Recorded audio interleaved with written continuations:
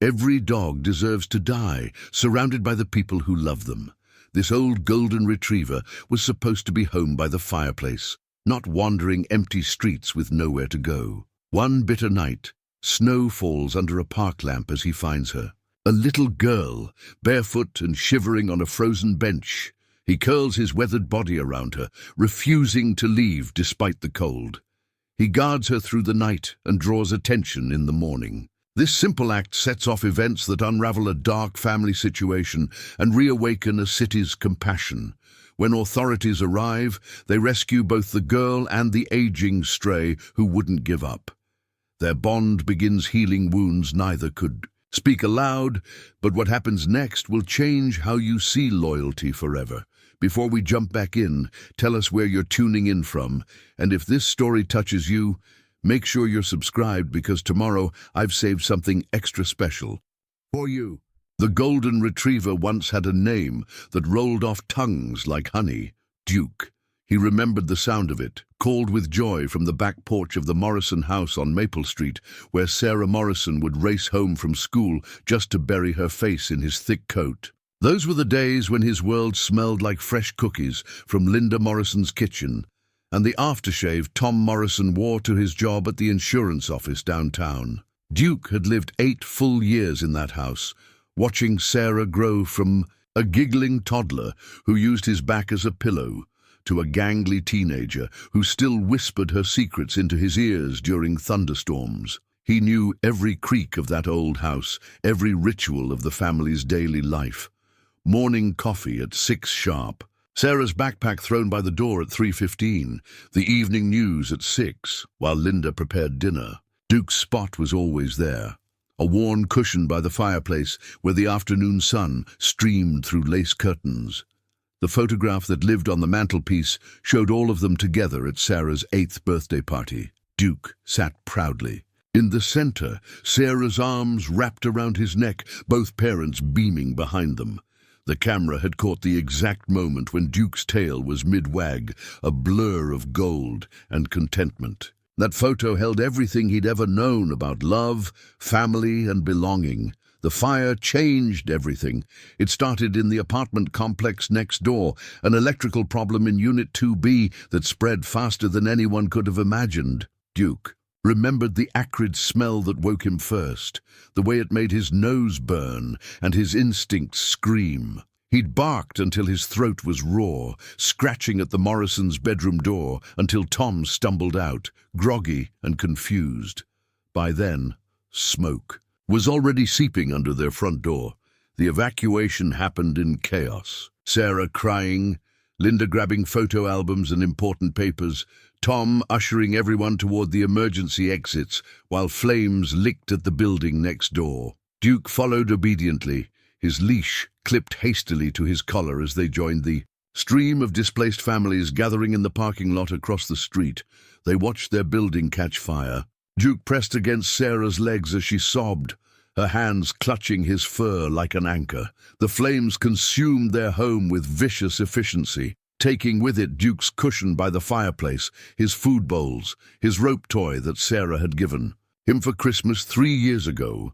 Everything that smelled like home turned to ash and smoke. The Red Cross shelter was temporary. Everyone said so. Just a few nights until the insurance sorted things out, until they found somewhere else to live. But dogs weren't allowed in the emergency housing. Tom Morrison's face had cracked when the volunteer explained the policy, his hands trembling as he signed the papers that would place Duke in the county animal shelter until they could find pet-friendly accommodations. "It's only temporary," Tom had whispered into Duke's ear that last night in the shelter parking lot. "We're going to come get you as soon as we can. I promise." Duke had believed him. Dogs are built for faith. The Riverside County Animal Shelter smelled like disinfectant and fear. Duke's kennel was clean but cold, a concrete box with chain link. Walls that did nothing to muffle the constant cacophony of barking, whimpering, and the occasional keening wail of an animal that had given up hope. Duke didn't understand the papers Tom Morrison had signed, didn't know that temporary surrender had fine print that became permanent after 60 days if no one claimed him. He waited, Every morning when the volunteers arrived, Duke would press, his greying muzzle against the fence, tail wagging hopefully at every footstep. He knew the Morrison family would come. They had to come. 67 days later, Duke learned that some promises are broken by circumstances beyond anyone's control. My insurance settlement had been delayed. The Morrisons had moved into a tiny one-bedroom apartment that barely fit the three of them, let alone a 70-pound dog. Tom Morrison had called the shelter every week, explaining the situation, begging for more time. But rules were rules, and space was limited. Duke's kennel was needed for new arrivals. He was scheduled for euthanasia on a Tuesday, but Duke had spent 8 years learning the Morrison family's greatest gift. He never gave up. The night before his scheduled death, Duke squeezed through a gap in the kennel fencing that had been worn thin by a previous occupant's desperate clawing. He followed his nose through the shelter's corridors, past sleeping dogs and abandoned cats, until he found the loading dock door that someone had left propped open for the morning deliveries. Freedom tasted like cold air and possibility. The city was vast and unforgiving. Duke discovered that golden retrievers, even gentle aging ones, weren't particularly welcomed in most neighborhoods. His breed meant he was too big for apartments, too noticeable for business districts, too trusting for the rougher areas where strays learned to be invisible. But Duke possessed something that kept him alive through those first desperate months, an unshakable belief in human kindness. He'd approach carefully, tail low but wagging tentatively, reading each person's body language with the skill of a dog who'd spent years learning to love. Most people shooed him away, some called animal control, but a precious few, offered scraps of food, a gentle pat, or a quiet word of encouragement. Mrs. Chen, who ran the corner market on 5th Street, would leave day-old sandwiches by the dumpster where Duke had learned to forage. She never spoke to him directly, but she'd watch from her window as he ate, her expression soft with understanding. The construction workers at the downtown site shared their lunch breaks, tossing him pieces of their sandwiches while they debated whether to call the authorities. Each small kindness kept Duke's faith alive, even as his ribs began to show through his once lustrous coat. The park became his sanctuary. Riverside Park, with its cluster of oak trees and weathered benches, offered the closest thing to safety Duke could find. The morning joggers knew him by sight now, nodding as they passed his sleeping spot under the largest oak. The elderly man who fed the pigeons each afternoon would acknowledge Duke with a brief, respectful nod, one gentleman to another, both understanding what it meant to be alone. Winter was approaching, and Duke could feel it in his bones. Not just the cold, but the way his joints ached more each morning, the way his breathing had become labored after walking the 6 blocks from the market to the park. 8 years of love and care had given way to months of survival, and survival was wearing him thin. But dogs don't despair. They adapt. Duke learned the rhythm of the city's compassion. Tuesday mornings brought the garbage trucks and the possibility of discarded fast food. Thursday afternoons meant the high school students cut through the park, and some of them carried snacks they were willing to share. Saturday evenings brought families to the park, and families sometimes dropped pieces of their picnics that Duke could find after they left. He learned which doorways offered shelter from the wind, which alleys had the warmest concrete, which humans would tolerate his presence and which would chase him away. He became a shadow of his former self, moving through the city with the careful grace of an animal who had learned to survive on hope and the fading memory of a fireplace where he once belonged. The leather collar around his neck had grown loose, its brass nameplate tarnished but still readable. Duke Morrison, and a phone number that no longer connected to anything but an automated message about disconnected service. Sometimes people would notice it, would try to call the number, but Duke had learned not to lift his hopes at the sound of dialing phones. He was no longer the Morrison family's dog. He was no longer anyone's dog, but he was still Duke.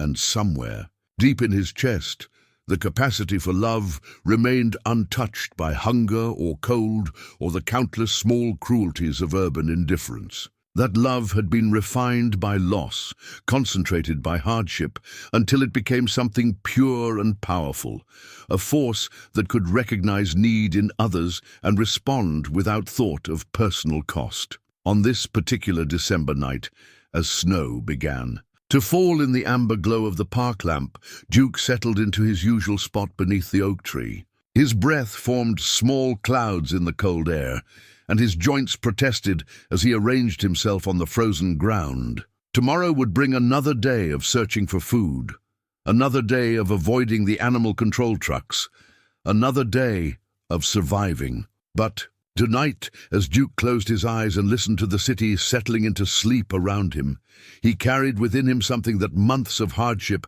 hadn't been able to touch, the absolute certainty that love, once learned, never really dies. It simply waits for the right moment to show itself again. The cold hit differently that night. Duke woke from his restless sleep beneath the oak tree, his internal clock telling him it was well past midnight.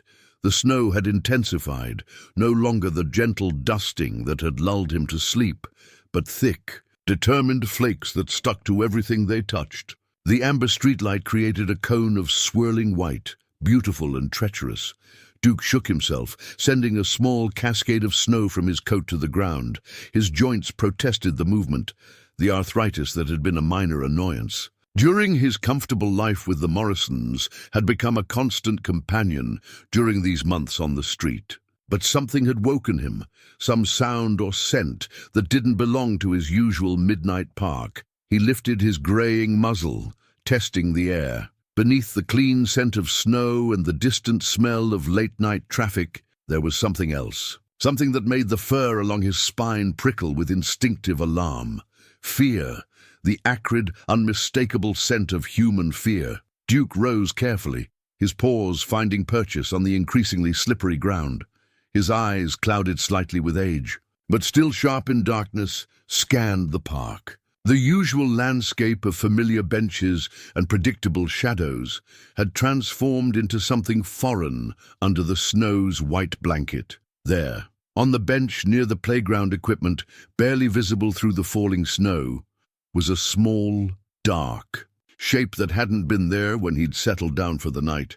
Duke approached slowly, his survival instincts warring with something deeper, an old training that had taught him to investigate, to help, to care. Each step brought the scent stronger, and with it came another smell that made his heart race with recognition and alarm. A child. As he drew closer, the shape resolved into heartbreaking clarity. A little girl, no older than 7, sat curled on the bench, in nothing but a thin nightgown and bare feet. Her knees were drawn up to her chest, arms wrapped around them in a futile attempt to preserve warmth. Her dark hair hung in tangled strings around a face that was pale with cold and marked with the telltale signs of recent tears. But it was her feet that made Duke's chest tighten with protective fury. Small, bare, and already showing the dangerous. White patches of frostbite beginning to set in. She wasn't dressed for a late-night walk or a winter adventure. She was dressed like someone who had run from something terrible in the middle of the night. Duke whimpered softly, the sound carrying both greeting and concern. The little girl's head snapped up, and he saw eyes wide with terror that gradually shifted to confusion, then to a desperate, fragile hope. "Are you lost too?" she whispered, her voice so quiet that Duke had to strain to hear it over the wind. The question hit him like a physical blow. Lost. Yes, they were both lost, both abandoned, to the mercy of a city that had little mercy to spare. But where Duke had learned to survive, this child was minutes away from a kind of cold that didn't forgive inexperience. Duke approached the bench with the careful movements of an animal who understood trauma. He'd learned to read fear in the shelter, had watched other dogs shut down when approached too quickly by well-meaning humans. This little girl radiated the same fragile terror. One wrong move would send her running into the night. Instead, He stopped 3 feet away and lowered himself to the ground, making himself as non-threatening as possible. Then he did something he hadn't done in months. He spoke, not in barks or whimpers, but in the soft, rumbling sound that golden retrievers reserve for their most cherished humans. The girl's face crumpled, and fresh tears spilled down her cheeks. "I'm so cold," she whispered. "I can't feel my feet anymore." Duke's heart broke and reformed in that instant. Without hesitation, he rose and moved to the bench, not onto it. He was too well trained to presume, but pressed against it, as close to the child as he could manage. His thick coat, despite months of poor nutrition, still held warmth. More importantly, it held comfort. "Can I pet you?" the girl asked, her small hand already reaching tentatively toward his head.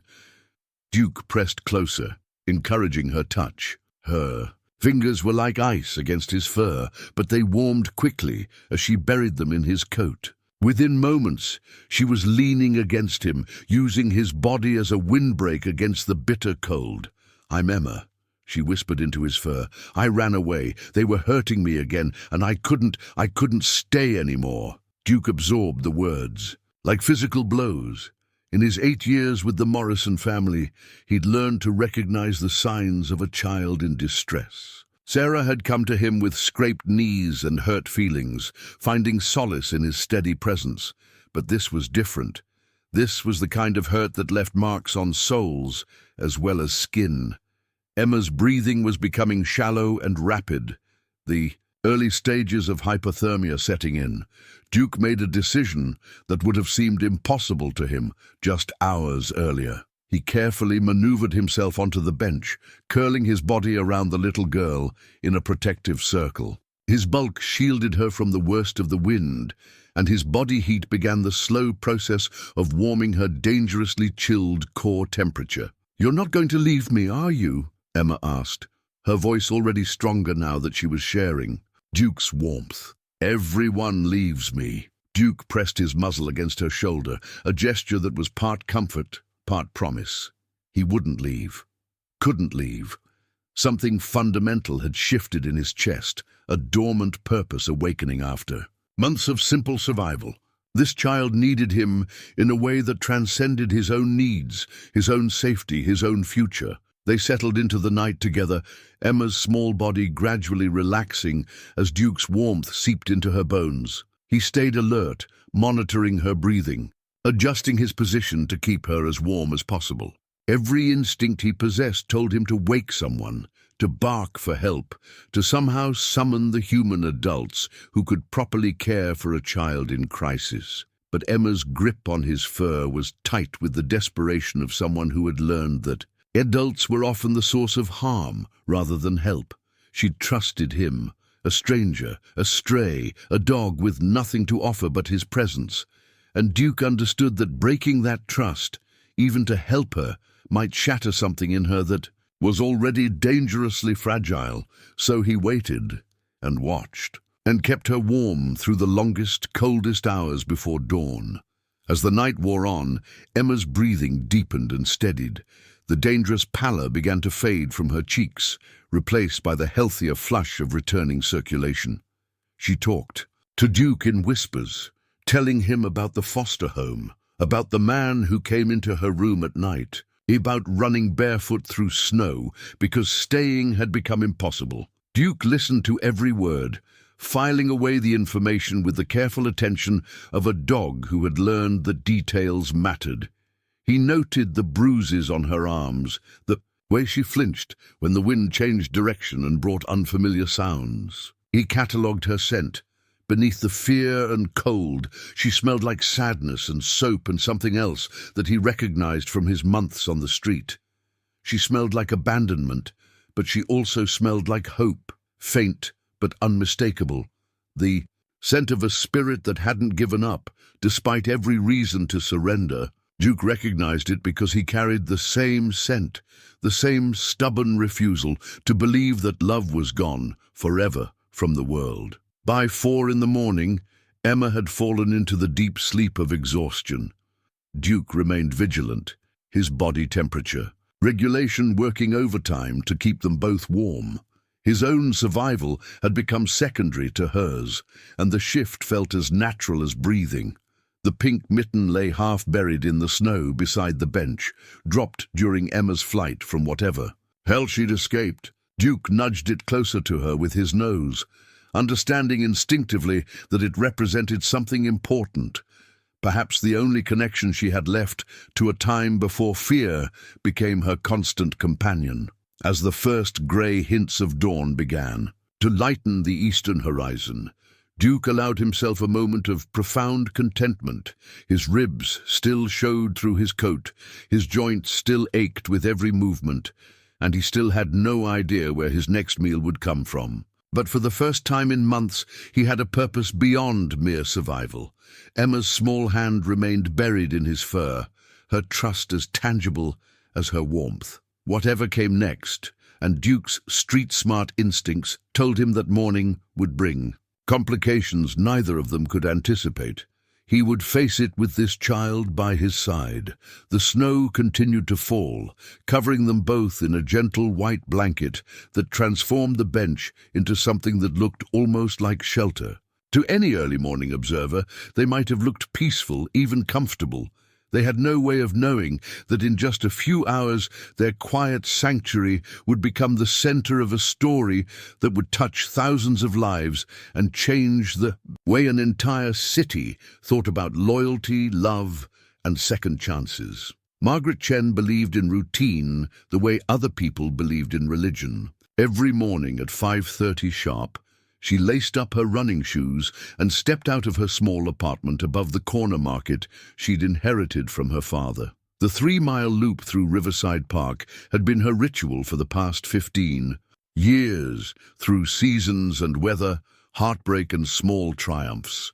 At 62, Margaret moved with the efficiency of someone who had learned to find peace in predictable patterns. The early morning hours belonged to her, a quiet communion with the city before it woke to chaos and demands. She knew every crack in the sidewalk, every tree that dropped branches after storms, every bench where the occasional homeless person might seek shelter. But this morning, as she rounded the corner past the playground equipment, her routine shattered against something that didn't belong in her orderly world. The golden retriever was unmistakable. She'd seen him around the neighborhood for months, a gentle ghost who haunted the edges of respectability. Margaret had noticed his gradual decline, the way his ribs had become more prominent, how his golden coat had dulled to the color of old brass. She'd felt sympathy but hadn't acted on it. The city was full of strays, and getting involved meant complications she couldn't afford, but the golden retriever wasn't alone this morning. Margaret stopped running so abruptly that her momentum carried her forward 2 more steps before her brain caught up with what her eyes were seeing. Curled against the dog's side, barely visible under a dusting of snow, was a small figure in a thin nightgown. A child. "Dear God," Margaret whispered, the words forming clouds in the cold air. She approached carefully, her nursing training from 40 years ago kicking in automatically. The dog lifted his head as she neared, but didn't move away from the child. Instead, he watched Margaret with eyes that seemed to hold both wariness and desperate hope. The little girl was breathing, but her lips held the bluish tint that Margaret recognized as mild hypothermia. Her feet were bare and showed early signs of frostbite. Margaret's mind began calculating. How long had they been out here? How long before irreversible damage set in? "Hello, sweetheart," Margaret said softly, crouching down to the child's level. "My name is Margaret. Can you hear me?" The girl's eyes fluttered open, confusion and fear warring across her features.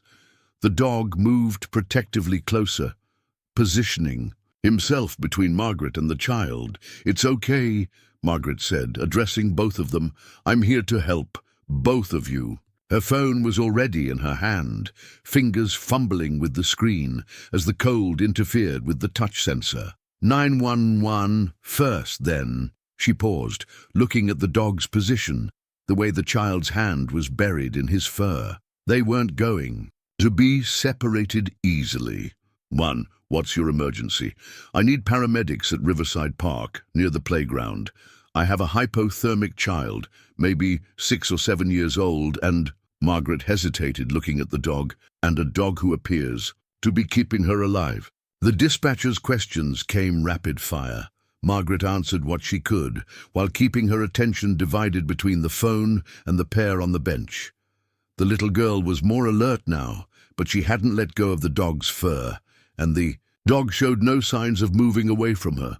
When Margaret ended the call, she settled onto the snowy ground beside the bench. "They're coming to help," she told the girl gently. "You're safe now." "Is Duke safe too?" the child asked, her voice barely above a whisper. Margaret's breath caught. Duke. The dog had a name, which meant he'd had a life before the streets. "Duke's going to be fine," she promised, hoping it was true. The sirens arrived within minutes, their urgent wailing cutting through the morning quiet. But as the paramedics approached with their equipment and authoritative voices, Duke's body language shifted. Margaret watched him tense, his hackles rising slightly as strangers invaded their small sanctuary. "We need to assess the child," the lead paramedic, a young man named Rodriguez, announced. "Sir, can you move the dog?" Margaret was about to explain that Duke wasn't hers when she saw the child's reaction. Emma, that was her name, she'd whispered it during their brief conversation, gripped Duke's fur with both hands, her knuckles white with effort. "Please don't take him away," Emma whispered, tears starting fresh down her cheeks. "He saved me. He kept me warm all night." Rodriguez looked uncertain, glancing between his medical protocols and the clear distress the separation was causing his patient. Margaret made a decision that surprised her with its certainty. "The dog stays with her for now," she said firmly. "Can you work around him?" A second paramedic, an older woman with kind eyes, crouched beside the bench. "What's your name, honey?" "Emma." "And this is Duke." "He found me." "Well, Emma, Duke did a very good job taking care of you, but we need to check and make sure you're okay. Can you let us do that while Duke stays close?" The examination was careful and thorough. Emma's core temperature was dangerously low, but not critical. Her feet showed early frostbite, but no permanent damage. Throughout the process, Duke remained pressed against the bench, his intelligent eyes tracking every movement the paramedics made. Margaret found herself studying the dog with new respect. His coat was rough and his ribs were visible, but his behavior spoke of training and intelligence. This wasn't a feral animal. This was someone's beloved pet who had somehow ended up on the streets. The phone in her pocket buzzed. The screen cracked from the cold, but still functional. Unknown number. "Hello? Is this about the golden retriever?" "In the park?" The voice was breathless, desperate. "I saw the news report. Someone found a golden retriever with a little girl." Margaret's heart lurched. News report? She looked around and spotted the van from Channel 7 pulling into the parking lot. How had they gotten here so fast? "Who is this?" she asked. "Tom Morrison. That might be our dog. We've been looking for him for months." "Duke Morrison. He escaped from the animal shelter after we had to surrender him. We never stopped looking." Margaret looked at Duke, still pressed protectively against Emma as the paramedics prepared to transport her to the hospital. The dog's collar was visible now in the morning light, tarnished but readable. "Hold on," she told the caller, moving closer to Duke. "Duke Morrison," she read softly. The dog's head turned immediately, his tail giving one hesitant wag before he seemed to remember his current priority. Emma saw his reaction and looked between Margaret and Duke with confusion. "Sir," Margaret said into the phone, "I think we may have found your dog." The conversation that followed was rapid and emotional. Tom Morrison's voice broke as he described Duke's disappearance, their failed attempts to find pet-friendly housing, the months of guilt and searching. Margaret found herself crying as she relayed the information, understanding now how Duke had learned the loyalty that had saved Emma's life. But even as she spoke to Duke's family, Margaret watched the dynamic between dog and child. Emma had buried her face in Duke's neck, whispering words of comfort that seemed directed more at the dog than at herself. Duke, despite his obvious recognition of his name, hadn't moved from her side. "We're taking her to St. Mary's Hospital," Rodriguez announced, lifting Emma onto the stretcher. "The dog can't ride in the ambulance." Emma's scream of protest was heartbreaking. "No, you can't leave him. He'll die out here. Please." Margaret made her second impulsive decision of the morning. "I'll bring him," she announced. "I'll follow you to the hospital." Duke seemed to understand. As the ambulance pulled away with Emma's face pressed against the rear window, he padded over to Margaret's car without hesitation. She opened the passenger door, and he leaped in with more energy than she'd thought he possessed. The drive to St. Mary's Hospital was surreal. Margaret kept glancing at Duke, who sat in the passenger seat with the dignity of a dog accustomed to car rides, watching the road ahead with intense focus. The early morning news was already picking up the story. She could see the news van, following them to the hospital. Her phone rang again as she pulled into the hospital parking lot. "Mrs. Chen, this is Dr. Sarah Kellerman from St. Mary's Emergency Department. The paramedics briefed me on the situation. I understand you're bringing the dog that was found with our patient." "Yes, I'm just arriving."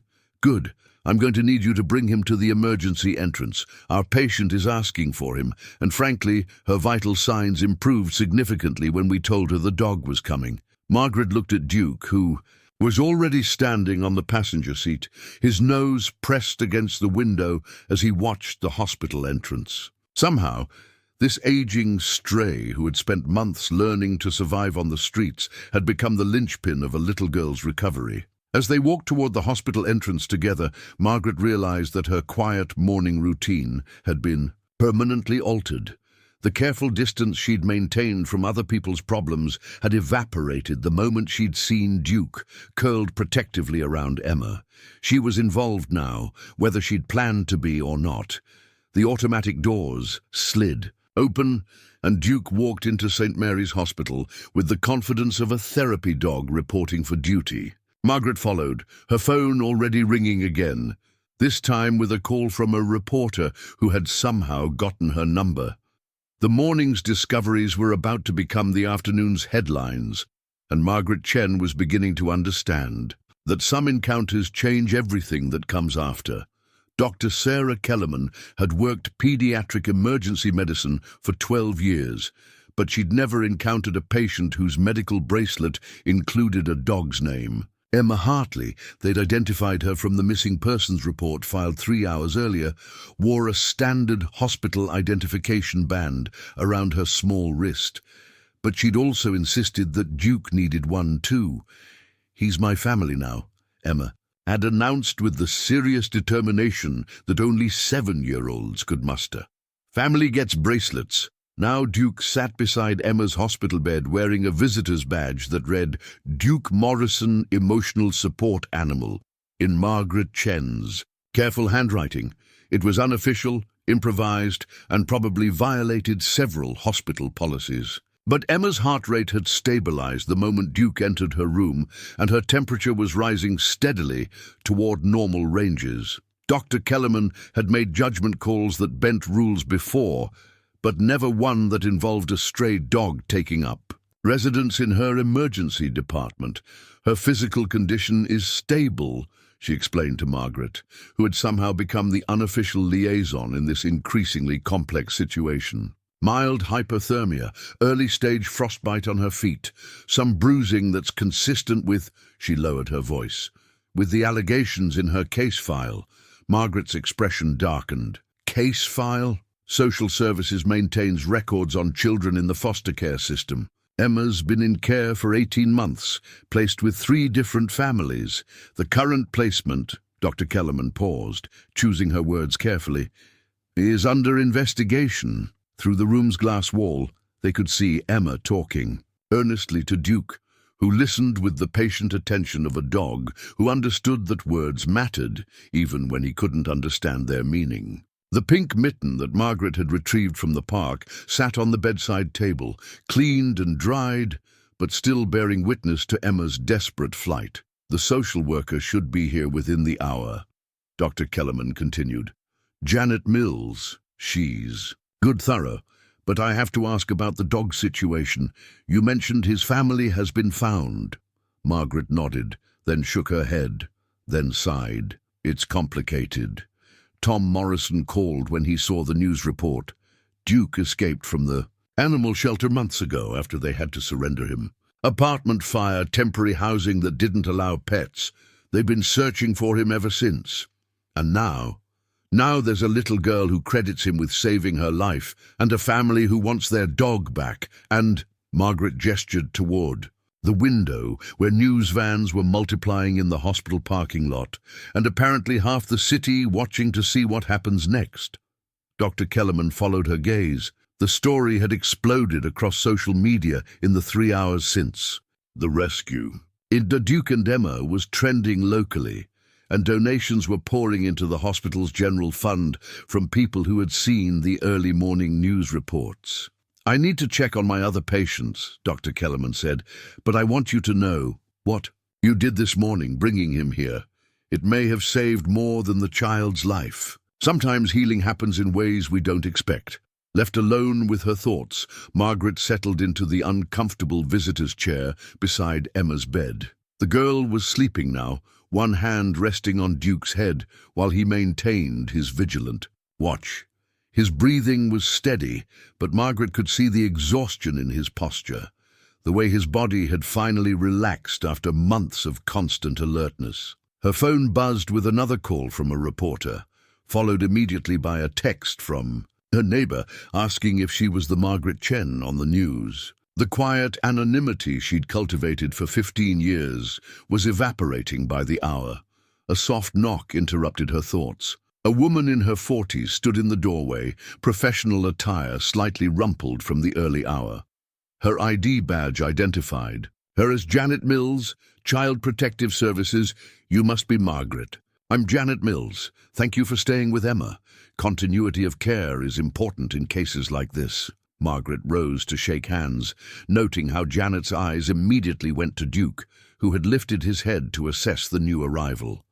Cases like this, Janet's expression was carefully neutral. Emma's been removed from her foster placement pending investigation. We have credible allegations of abuse from the Riverside foster home. She's not the first child to run away from that placement. The words hung in the air like an indictment. Margaret felt a familiar anger building, the same fury that had driven her father to leave China with nothing but hope and determination. Some kinds of injustice were intolerable. What happens to her now? Temporary placement while we investigate and pursue charges. But Janet glanced around the room, taking in the news vans visible through the window, the flower arrangements that had already begun arriving from strangers touched by the story. This case has unusual circumstances. The dog's involvement has created legal complexities we don't typically encounter. As if responding to his cue, Duke stood and stretched, his joints audibly protesting the movement. But instead of settling back down, he padded over to Janet with the measured steps of a dog, accustomed to being evaluated by strangers.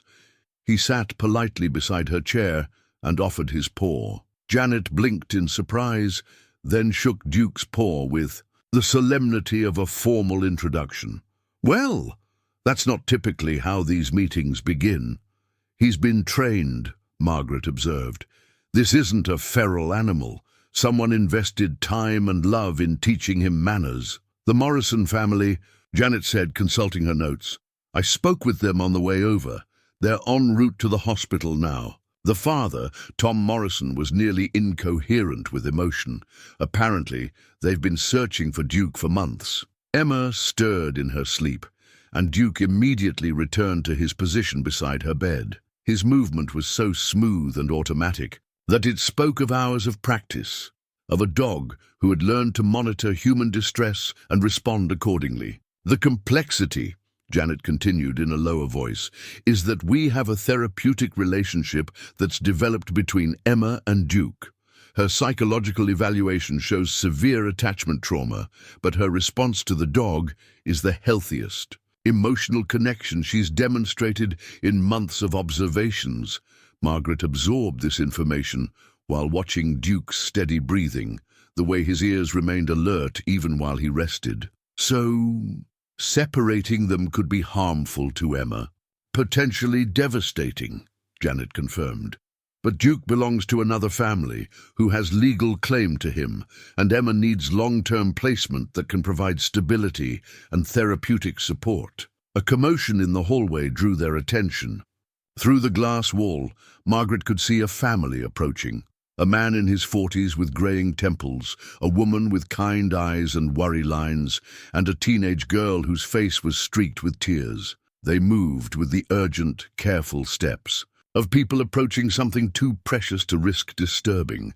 Duke's entire body went rigid. His ears perked forward, and a sound Margaret had never heard him make rumbled from his chest. Not quite a whine, not quite a bark, but something that spoke of recognition and longing so deep it was almost heartbreaking. "Duke?" the teenage girl's voice carried through the glass, soft and tentative. Duke turned toward the door, his tail beginning a hesitant wag that seemed to fight against itself. Margaret watched his internal struggle, the war between months of survival instincts and years of love and training. His gaze moved between the approaching family and Emma's sleeping form, and she could see the moment when loyalty won over longing. He didn't move from Emma's side. Tom Morrison appeared in the doorway, his face a map of grief and hope and desperate relief. "Duke," he whispered, and the word carried so much love that Margaret felt her throat tighten.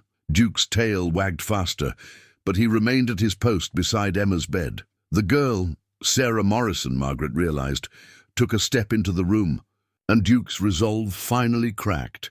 He approached her with careful steps, as if afraid she might disappear if he moved too quickly. Sarah dropped to her knees, and Duke pressed against her with the desperate relief of a dog who had never stopped believing in eventual rescue. The reunion was silent, but profound.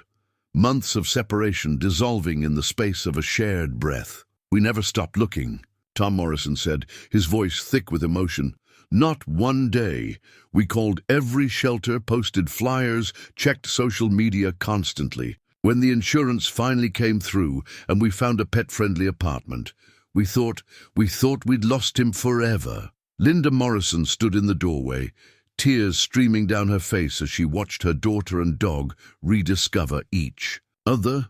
"He looks so thin. What has he been eating? Where has he been sleeping?" Margaret found herself answering questions she hadn't realized she'd been preparing for. Duke's months on the street, his gradual decline, her own guilty awareness of his presence in the neighborhood without taking action. The Morrison family absorbed every detail with the hungry attention of people reclaiming a piece of their hearts. But even as Duke accepted their love and attention, his gaze kept returning to Emma. When she stirred and opened her eyes, confusion clouding her features as she took in the crowd of strangers, Duke immediately returned to her side. "Emma," Margaret said gently, "these are Duke's family, the people he lived with before he was lost." Emma's face went through a series of expressions: confusion, understanding, and then a devastating resignation that no 7-year-old should possess. "You're taking him away," she said, not a question but a statement of inevitable loss. Sarah Morrison looked between Emma and Duke, seeing clearly the bond that had formed in the hours since their rescue. "We're not taking him anywhere he doesn't want to go," she said softly. "But he's your dog," Emma replied with the brutal honesty of childhood. "I'm nobody. I'm just a foster kid nobody wants." The words hung in the room like an accusation against every adult who had failed her. Margaret felt something shift in her chest, a protective instinct that had nothing to do with routine or careful emotional distance. Janet Mills cleared her throat diplomatically. "Perhaps we should discuss the various options available to us. This situation is unusual, but not impossible to navigate with everyone's best interests in mind." Tom Morrison crouched beside Emma's bed, putting himself at her eye level. "Emma, Duke told us what you did for each other last night. How you kept each other warm, how you took care of each other. That makes you family to us, whether you know it or not. Emma's expression wavered between hope and disbelief. "But I don't have a family." Margaret heard her own voice before she'd consciously made the decision to speak. "Yes, you do," she said quietly. "You have Duke, and you have the Morrisons, and you have me. Sometimes family finds you in unexpected places." The hospital wristband around Duke's neck seemed to glow in the afternoon light streaming through the window. It represented something improvised, temporary, unofficial, but it also represented belonging, even if that belonging defied conventional definitions. Dr. Kellerman appeared in the doorway, her expression carefully professional, but her eyes bright. With curiosity about the emotional tableau, she'd interrupted. "I hate to intrude, but we need to discuss Emma's discharge planning. Her physical condition is stable, but given the circumstances, she's coming home with me," Margaret heard herself say, the words emerging with a certainty that surprised her. Temporarily, of course, while Janet works out the official arrangements, but Emma needs stability, and Duke needs Emma, and... She looked around the room at the faces staring at her in various degrees of shock. And sometimes the right thing to do isn't the conventional thing to do. Emma's eyes widened. "You mean it? I could stay with you, and Duke could visit?" Margaret looked at Tom Morrison, who nodded slowly. "Duke's always been good at finding his way to where he's needed most. Maybe it's time we learned from him." Outside, the news vans were multiplying, and social media was turning their story into something larger than any of them had anticipated. But inside room 318 of St. Mary's Hospital, 7 people and 1 dog were quietly redefining what family meant, one careful decision at a time. The case file folder sat on Janet Mill's desk like an accusation, thick with the accumulated failures of a system designed to protect children. Emma Hartley's file had grown considerably in the past week since her rescue from Riverside Park, but not in ways that brought Janet any satisfaction. Inside the manila folder, photographs of Emma's injuries, medical reports documenting the extent of her hypothermia and frostbite, psychiatric evaluations revealing the depth of her trauma, and witness statements that painted an increasingly disturbing picture of the Riverside foster home. But it was the newspaper clipping paperclip to the front of the file that captured the story's transformation from bureaucratic case number to public fascination. The headline read, "Loyal Dog Saves Foster Child, a Story of Survival and Hope." Below it, a photograph showed Duke and Emma in her hospital bed, his head resting protectively across her legs while she slept. Janet had worked Child Protective Services for 15 years, long enough to understand that media attention was usually a double-edged sword. Public interest could generate support and resources, but it could also create pressure for quick solutions that weren't necessarily the right solutions. Her phone buzzed with another call from a reporter. She let it go to voicemail, just as she had with the previous dozen calls that morning. A knock on her office door interrupted her review of Emma's psychological evaluation.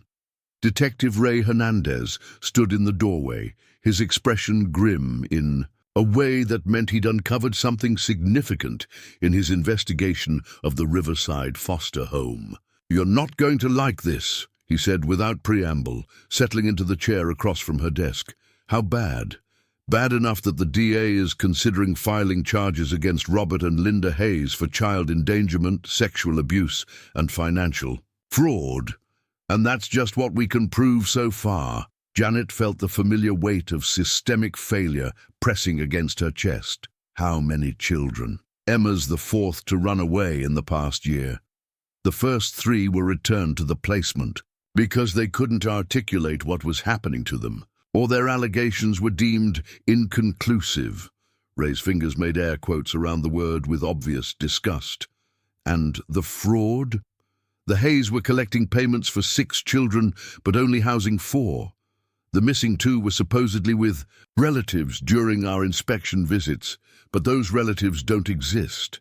The money went into personal accounts, new cars, vacation trips, home improvements. Janet added Ray's information to the growing list of criminal activities that had flourished under the state's inadequate oversight.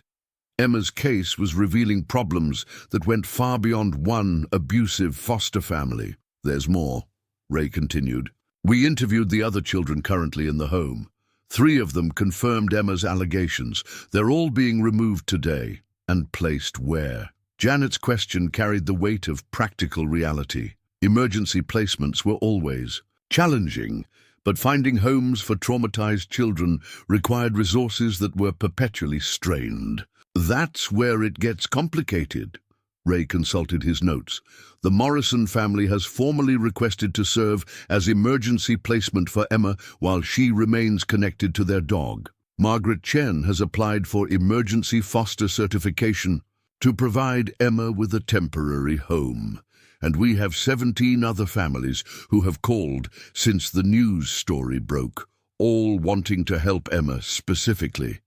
Janet stared at the case file, trying to process the unprecedented situation. In her experience, finding placements for older children with trauma histories was the most challenging aspect of her job. Emma's story had created the opposite problem: too many options, most from well-meaning people who had no understanding of the complex needs of abused children. "The Morrison family has no experience with foster care or trauma recovery," she said, thinking aloud. "Margaret Chen is a single woman in her 60s with no background in childcare. The 17 other families, most of them saw Emma on the morning show yesterday and made impulse decisions based on emotion rather than understanding."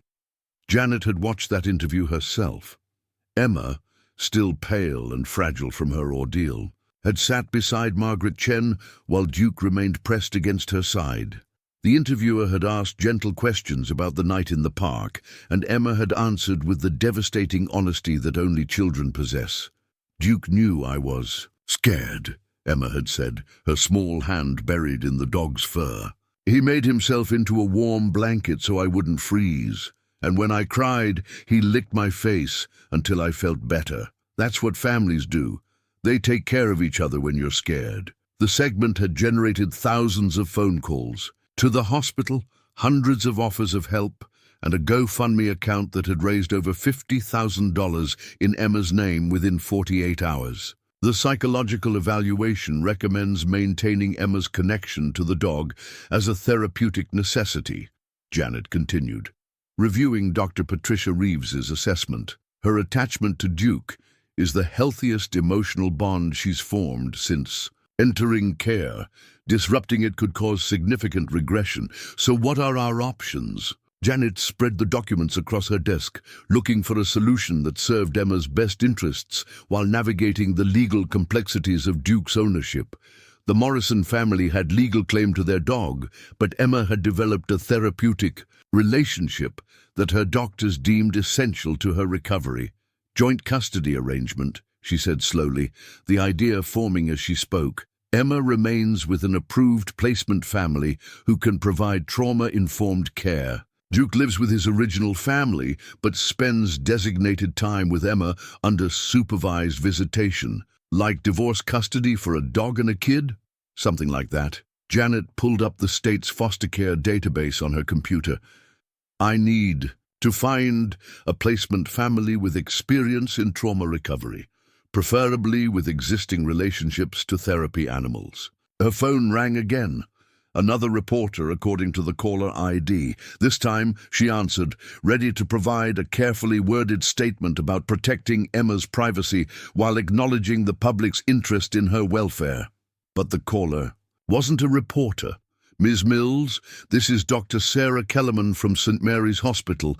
I have an unusual request regarding Emma Hartley's case." "Go ahead. I'd like to formally recommend Margaret Chen as Emma's emergency placement.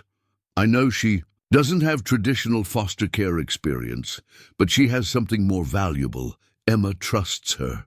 And trust, for a child with Emma's trauma history, is more therapeutic than all the professional training in the world." Janet considered this. Margaret Chen had indeed been present for every crucial moment since Emma's rescue. She'd stayed at The hospital, during Emma's treatment, coordinated with the Morrison family regarding Duke's care and somehow become the stable center around which Emma's recovery was organizing itself. Margaret Chen is 62 years old with no child care experience, Janet pointed out.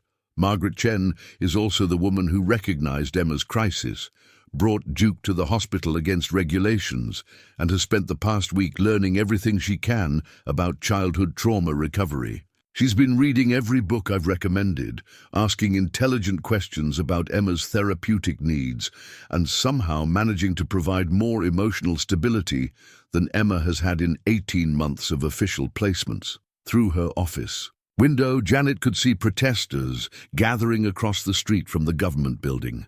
Their signs read, "Justice for Emma," and "Dogs don't lie," and "Fix the foster system." The case was becoming a symbol of everything wrong with child protective services, and the pressure for visible action was mounting. What about Duke's integration into this arrangement? That's where it gets interesting, Dr. Kellerman continued. The Morrison family has approached Margaret about a collaborative arrangement. Sarah Morrison is 17 and wants to study veterinary medicine. She's been volunteering at the animal hospital where Duke received his medical checkup, and she's expressed interest in helping with Emma's care as a way to maintain her connection to Duke while supporting Emma's recovery. Janet made notes as Dr. Kellerman spoke, seeing the outlines of a solution that might serve everyone's needs.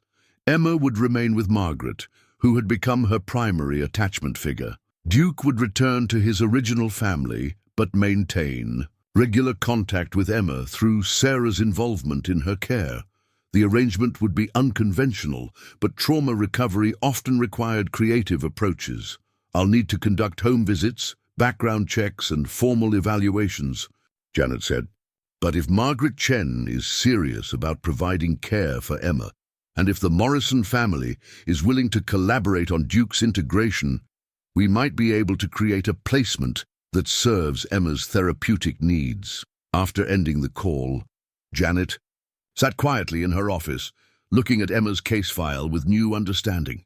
Sometimes the system's best intentions created rigid structures that couldn't accommodate the messy realities of human connection and healing. Emma had found family in a stray dog and a stranger who jogged through parks at dawn. That family was unconventional, improvised, and legally complex, but it was also genuine, protective, and focused on Emma's well-being in ways that formal placements had failed to achieve. Janet reached for her phone to begin the calls that would transform an emergency rescue into a long-term plan for healing. Outside her window, the protesters continued their vigil, demanding justice for one little girl who had learned to trust again because a homeless dog had refused to leave her side in the snow. The newspaper clipping had been carefully cut from the morning edition and now lay smoothed on Margaret Chen's kitchen table beside Emma's untouched breakfast. The headline read, "Foster System Under Fire After Duke and Emma Case Exposes Abuse Network." Below it, a photograph showed protesters outside the county courthouse holding signs demanding reform and accountability. Emma picked at her scrambled eggs, her attention fixed on Duke, who lay beside her chair with the patient dignity of a dog accustomed to monitoring human moods. 3 weeks had passed since their rescue from the park, and Emma's physical recovery had been remarkable. Her frostbite had healed completely, her appetite had returned, and the bruises had faded to yellow shadows barely visible beneath her. Pale skin, but emotional healing followed different timelines. "The reporter wants to do a follow-up story," Margaret said gently, folding the newspaper so the headlines were no longer visible. "About how you're doing now, how the new arrangement is working out, but you don't have to talk to anyone if you don't want to." Emma's fork paused midway to her mouth. Since moving in with Margaret, she'd developed the habit of checking Duke's expression before responding to questions about the future, as if seeking his approval for her answers. "Will they want to take pictures of Duke again?" "Probably, but Sarah will be here for the visit, and Tom and Linda too if you want them. No one will separate you from Duke." The promise had become a daily reassurance, necessary because Emma's experience had taught her that adults' assurances often dissolved under pressure. But Margaret's consistency was gradually building something Emma had never experienced, the belief that some promises could be trusted. A soft knock at the front door interrupted their breakfast routine. Duke's ears perked up, and his tail began the gentle wagging that had become his signature greeting for familiar visitors. Margaret opened the door to find Sarah Morrison, 17 years old and carrying a veterinary textbook almost as large as she was. "Good morning, Emma," Sarah said, settling into the chair that had become designated as hers during these twice-weekly visits. "How's Duke feeling today?" Emma's face brightened with the shy smile she reserved for conversations about Duke's well-being. "He ate all his breakfast, and he didn't limp when we walked around the block this morning. Dr. Martinez said his weight is getting better, right?" 8 pounds gained in 3 weeks, Sarah confirmed, consulting the small notebook where she tracked Duke's recovery progress. "His coat is getting shinier too. See how the gold is coming back around his ears?" Margaret watched this exchange with wonder that hadn't diminished despite its frequency. Sarah's presence had been the key to making the custody arrangement work. Emma trusted her because Duke obviously adored her, and Sarah's genuine love for. Both Emma and Duke had created a bridge between the two families that formal visitation schedules couldn't have achieved.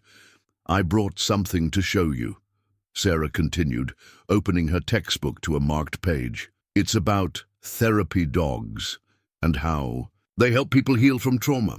Duke's been doing something called grounding. That's when he presses against you during nightmares or when you get scared. It's not something we taught him. He learned it himself because he loves you." Emma leaned closer to examine the photographs of various therapy dogs at work. "Duke's smarter than other dogs, isn't he?" "Duke's special," Sarah agreed, "but all dogs can learn to help people if they have the right teacher. And you've been teaching him things about courage that even we didn't know he could learn." Margaret's phone buzzed with a text from Janet Mills. "Home visit today at 2 p.m. Final evaluation for permanent placement approval. Emma's therapist will be joining us." The message should have brought relief, but Margaret felt anxiety tightening in her chest. 3 weeks of temporary care had transformed into something deeper. Emma had become the granddaughter she'd never expected to have, and the thought of losing her to a more suitable placement felt unbearable. "Margaret?" Emma's voice carried the careful tone she used when asking questions that might have unwanted answers. "Janet's coming today, isn't she? To decide if I can stay here forever." "She's coming to check on how we're all doing," Margaret replied carefully. "To make sure you're happy and healthy and getting everything you need." "What if she thinks I need something you can't give me?" Margaret knelt beside Emma's chair, meeting her eyes directly. "Then we'll figure out how to give you what you need." "But Emma, I want you to know something important. You belong here now, with me, with Duke, with the Morrison family. That's not changing." Emma's expression wavered between hope and the protective skepticism that had become her survival mechanism. "But I'm just a foster kid. And you're not even a real foster mom. Janet said you don't have the right training." The words stung because they contained truth. Margaret had completed emergency foster care certification in record time, but she lacked the specialized training typically required for children with trauma histories. Her qualifications existed on paper, but her experience came from 3 weeks of trial and error, guided by love and determination rather than professional expertise. Sarah looked up from her textbook with the fierce expression that reminded Margaret how young she still was, despite her mature responsibilities. "You know what training Emma needs? She needs someone who gets up every morning and makes her favorite breakfast, someone who doesn't get mad when she has nightmares and wants to sleep with Duke, someone who doesn't try to fix her, just loves her exactly like she is right now." "That's not what the state requires," Margaret replied quietly. "Maybe the state requirements are wrong," Sarah shot back. "Emma's gained weight. She's sleeping through most nights. She's started drawing pictures again, and she hasn't had a panic attack in over a week." If that's not professional enough, then maybe the professionals don't understand what healing looks like. Emma had been listening to this exchange with growing distress, her breathing becoming shallow in the way that preceded anxiety attacks. Duke immediately moved from his position beside her chair to pressing directly against her legs, his weight and warmth providing the grounding pressure that had become his instinctive response to her distress. "It's okay," Emma whispered to Duke, though Margaret wasn't sure if she was comforting the dog or herself. "Even if they make me leave, I'll always remember how you saved me, and how Margaret makes pancakes shaped like dogs, and how Sarah teaches me about being brave." Margaret felt her heart break and rebuild simultaneously. Emma was preparing herself for another abandonment, cataloguing the good memories to sustain her through whatever placement came next. It was the survival skill of a child who had learned that love was temporary and safety was conditional. "Emma," Margaret said firmly, "look at me." Emma raised her eyes, and Margaret saw in them the same expression Duke had worn during his months on the street. Wary hope tempered by experience, love offered despite the risk of disappointment. "You are not leaving. Today, tomorrow, or next month. Janet's visit is about making our family official, not about breaking it up. Do you understand? But what if? No what ifs. Do you trust Duke?" Emma nodded immediately. "Duke chose to save you in that park. He chose to stay with you even when it was dangerous and cold and scary. He made that choice because he knew you were worth saving. And Emma, I'm making the same choice every day for as long as you need me." Sarah reached across the table to squeeze Emma's hand. "And our whole family chose you too. Dad's already planning to teach you how to change Duke's bandages when he's old and needs extra care. Mum bought you a Christmas stocking with your name on it. And I'm going to take you with me when I apply to veterinary colleges so you can help me choose the best program for learning how to help animals like Duke." Emma's eyes filled with tears, but her breathing was steadying. "Really? You'd want me to come with you to colleges? Someone has to explain to the admissions people how therapy dogs really work. And you're the expert now." Margaret's phone buzzed with another text from Janet Mills. "Running 30 minutes early. Is that okay?"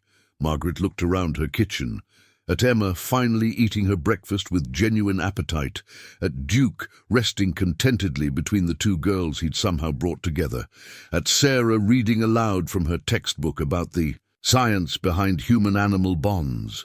This was what family looked like when it formed around need and choice rather than blood or law. It was improvised, unconventional, and probably not what any of them had expected when they'd woken up 3 weeks ago, but it was also genuine, healing, and focused on Emma's well-being in ways that no formal placement had managed to achieve. "Tell Janet we're ready," Margaret replied to the text.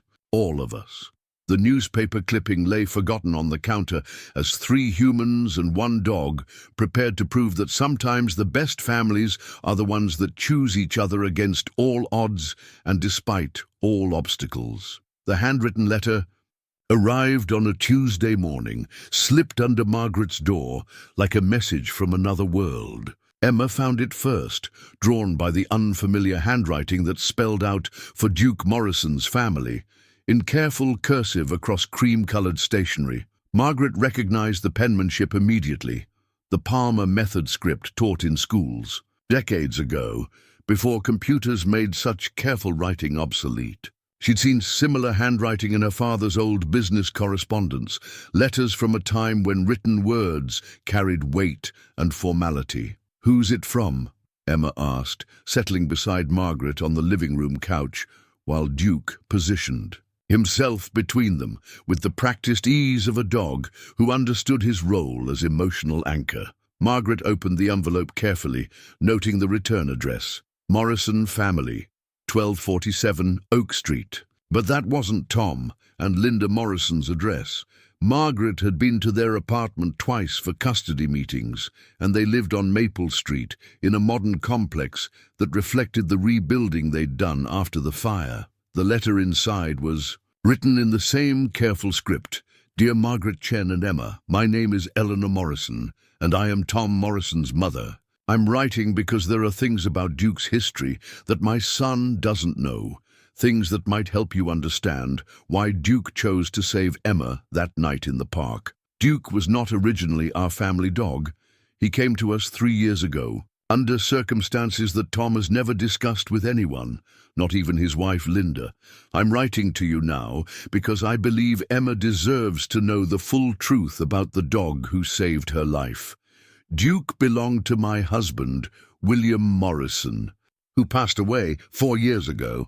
William was a veteran of the Korean War, and he suffered from what we now call PTSD, though in his time it had no name and no treatment.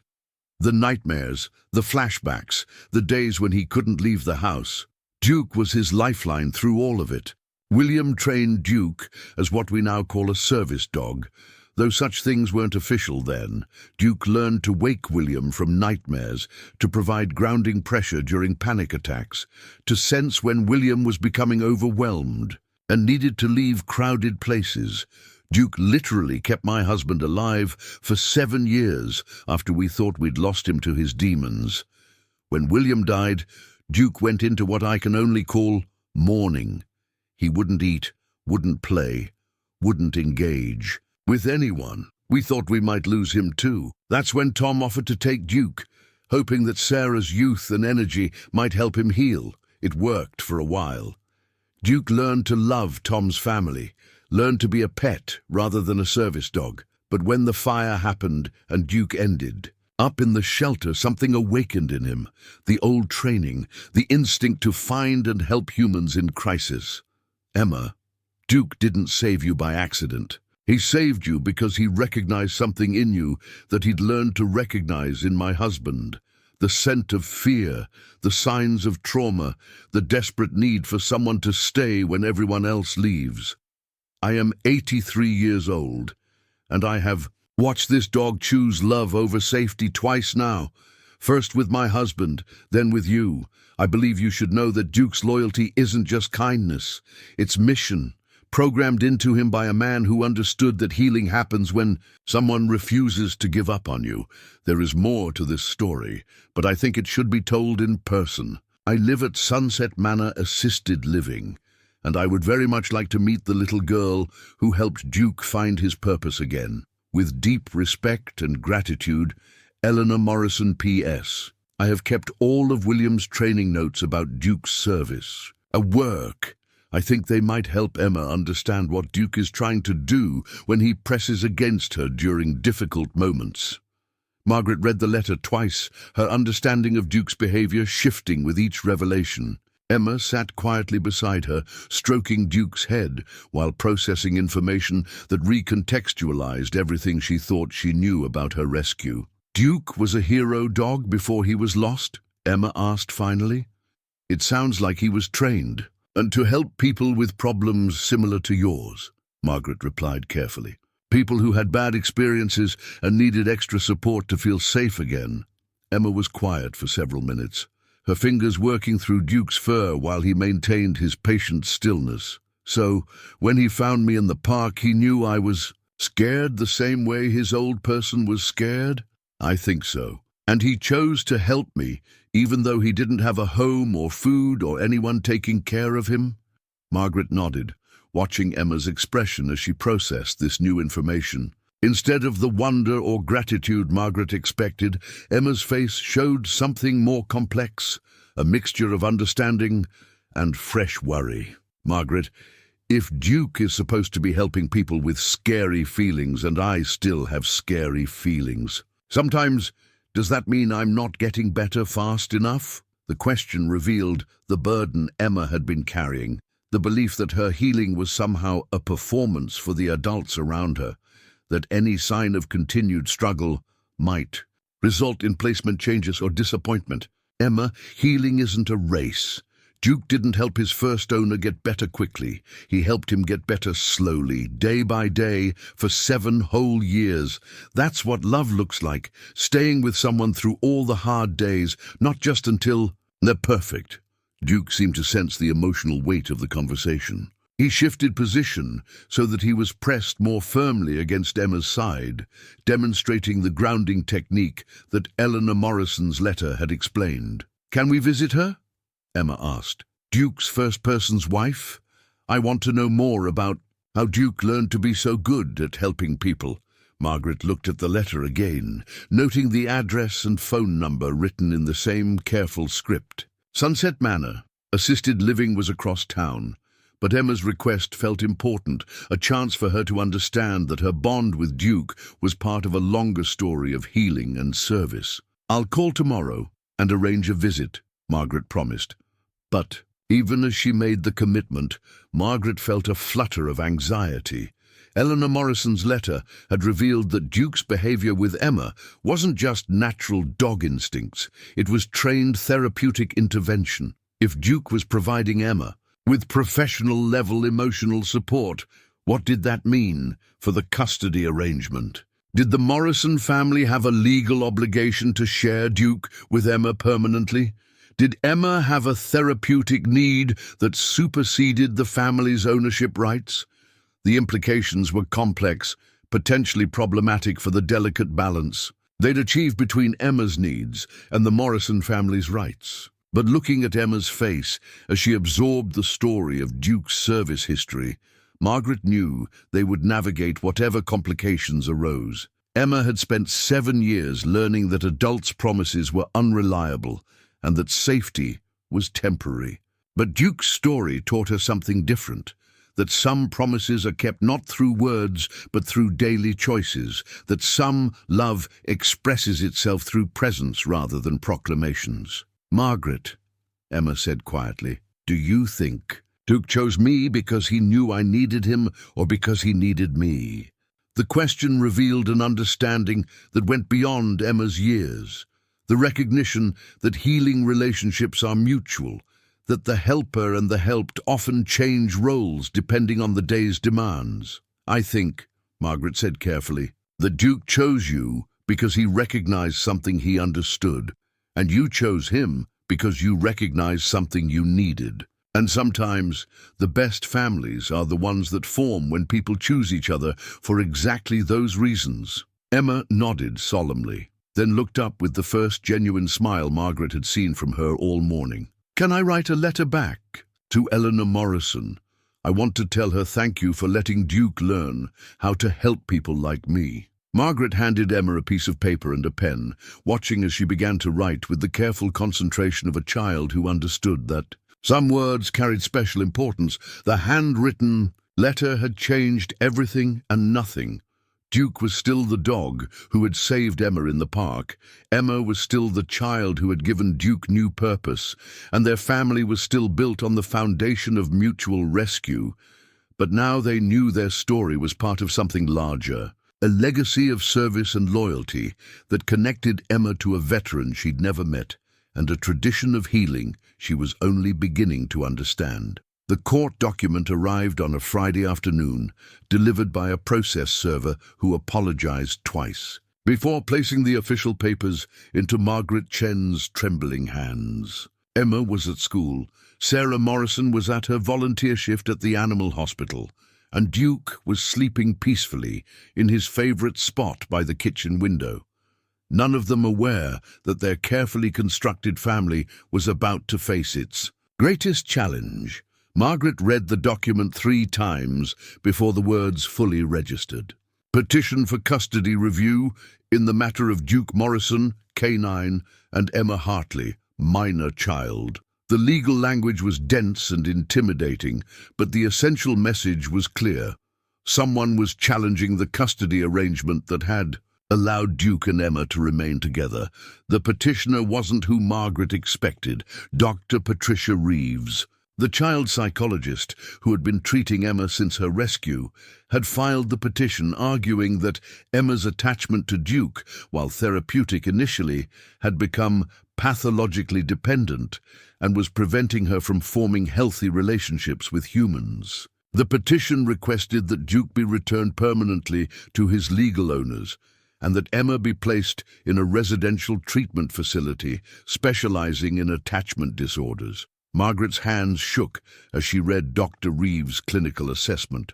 The subject child demonstrates concerning levels of emotional dysregulation when separated from the animal, suggesting an unhealthy dependency that interferes with normal psychological development. The child's progress in traditional therapy has been minimal, indicating that the animal's presence may be enabling avoidance behaviors rather than promoting genuine healing. The phone rang before Margaret could fully process the implications. Janet Mills's voice was tight with stress and barely controlled anger. "Margaret, I just received a copy of Dr. Reeves's petition. This is highly irregular. Therapists don't typically file custody challenges without consulting with the caseworker first.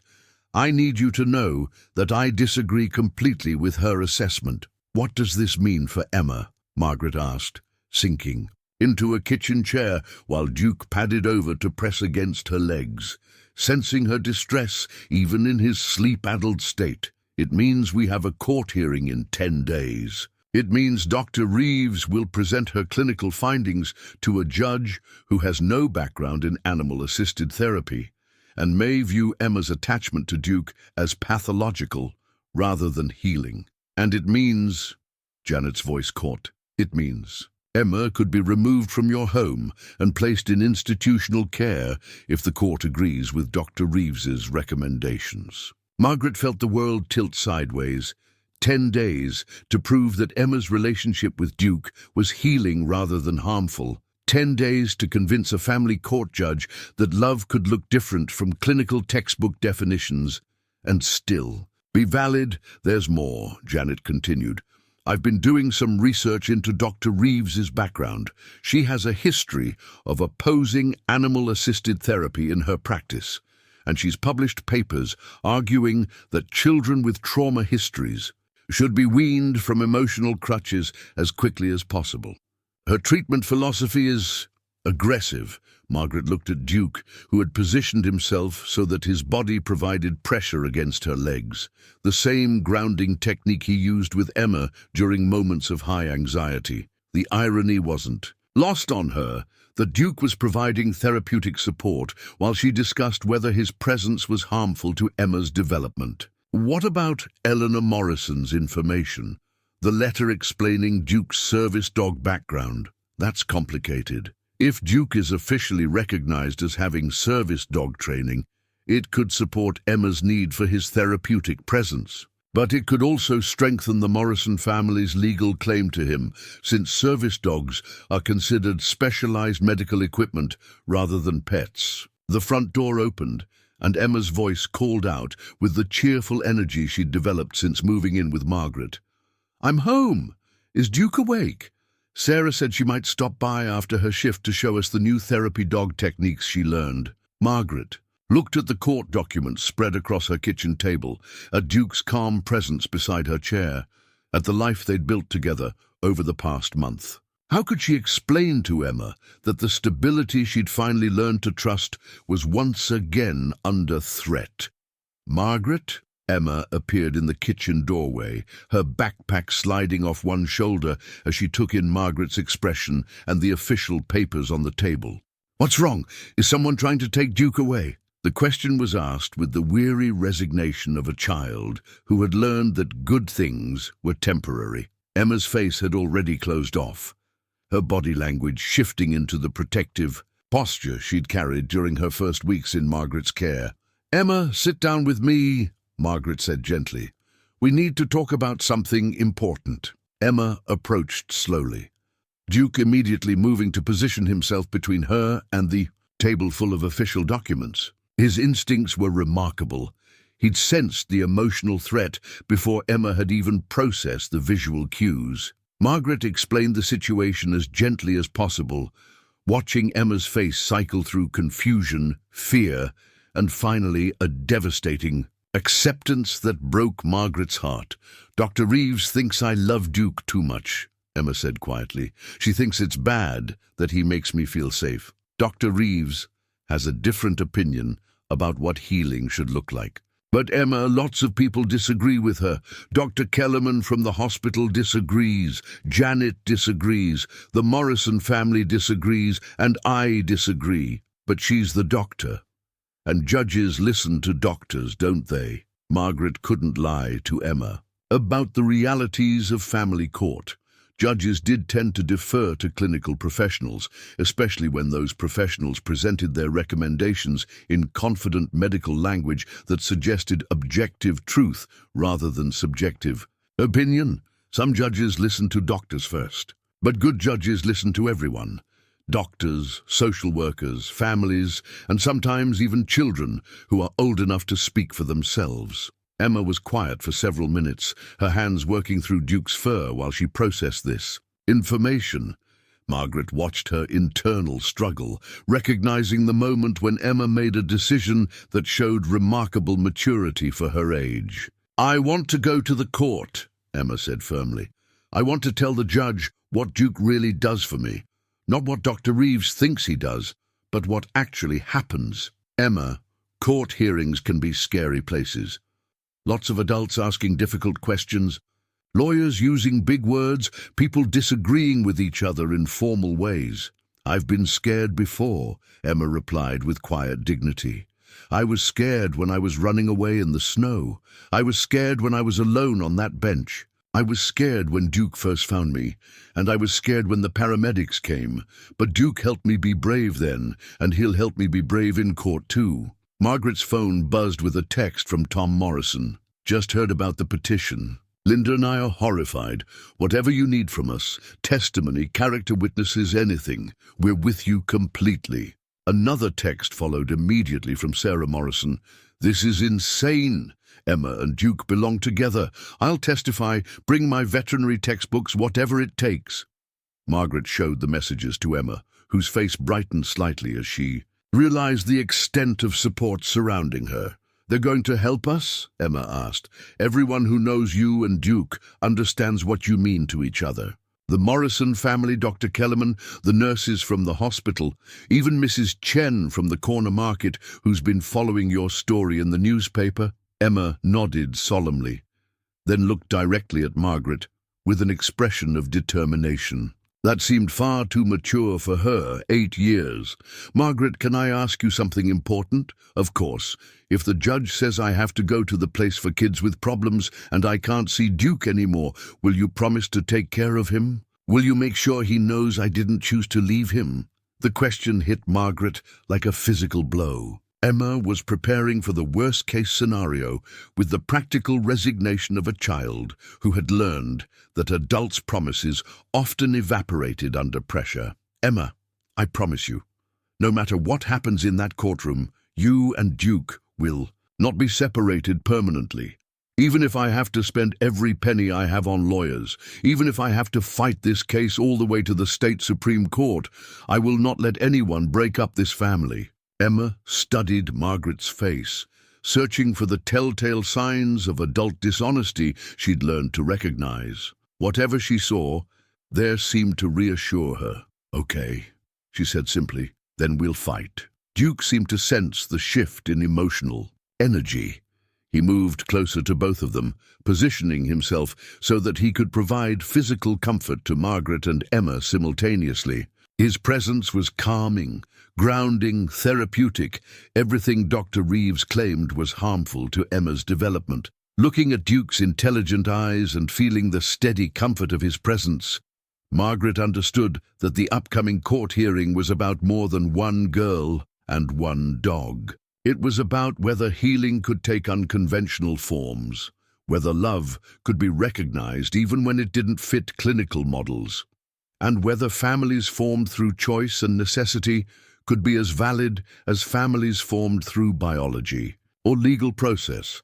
10 days to prove that sometimes the best therapy doesn't happen in offices or follow textbook protocols. 10 days to convince a judge that Emma's attachment to Duke wasn't pathological dependence, but rather the foundation for all future healthy relationships. 10 days to save a family that had never been conventional, but had always been real. The Family courtrooms smelled like old wood polish and nervous anticipation.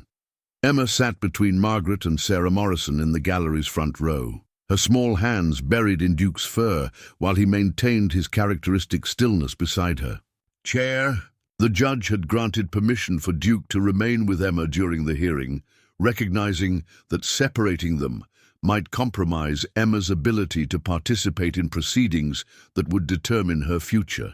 Judge Patricia Patterson was a woman in her 50s, with silver hair and kind eyes that suggested decades of experience with cases involving children in crisis. She reviewed the documents spread before her with the careful attention of someone who understood that her decision would ripple through multiple lives in irreversible ways. "This is an unusual case," Judge Patterson began, her voice carrying the measured cadence of judicial authority tempered by genuine concern.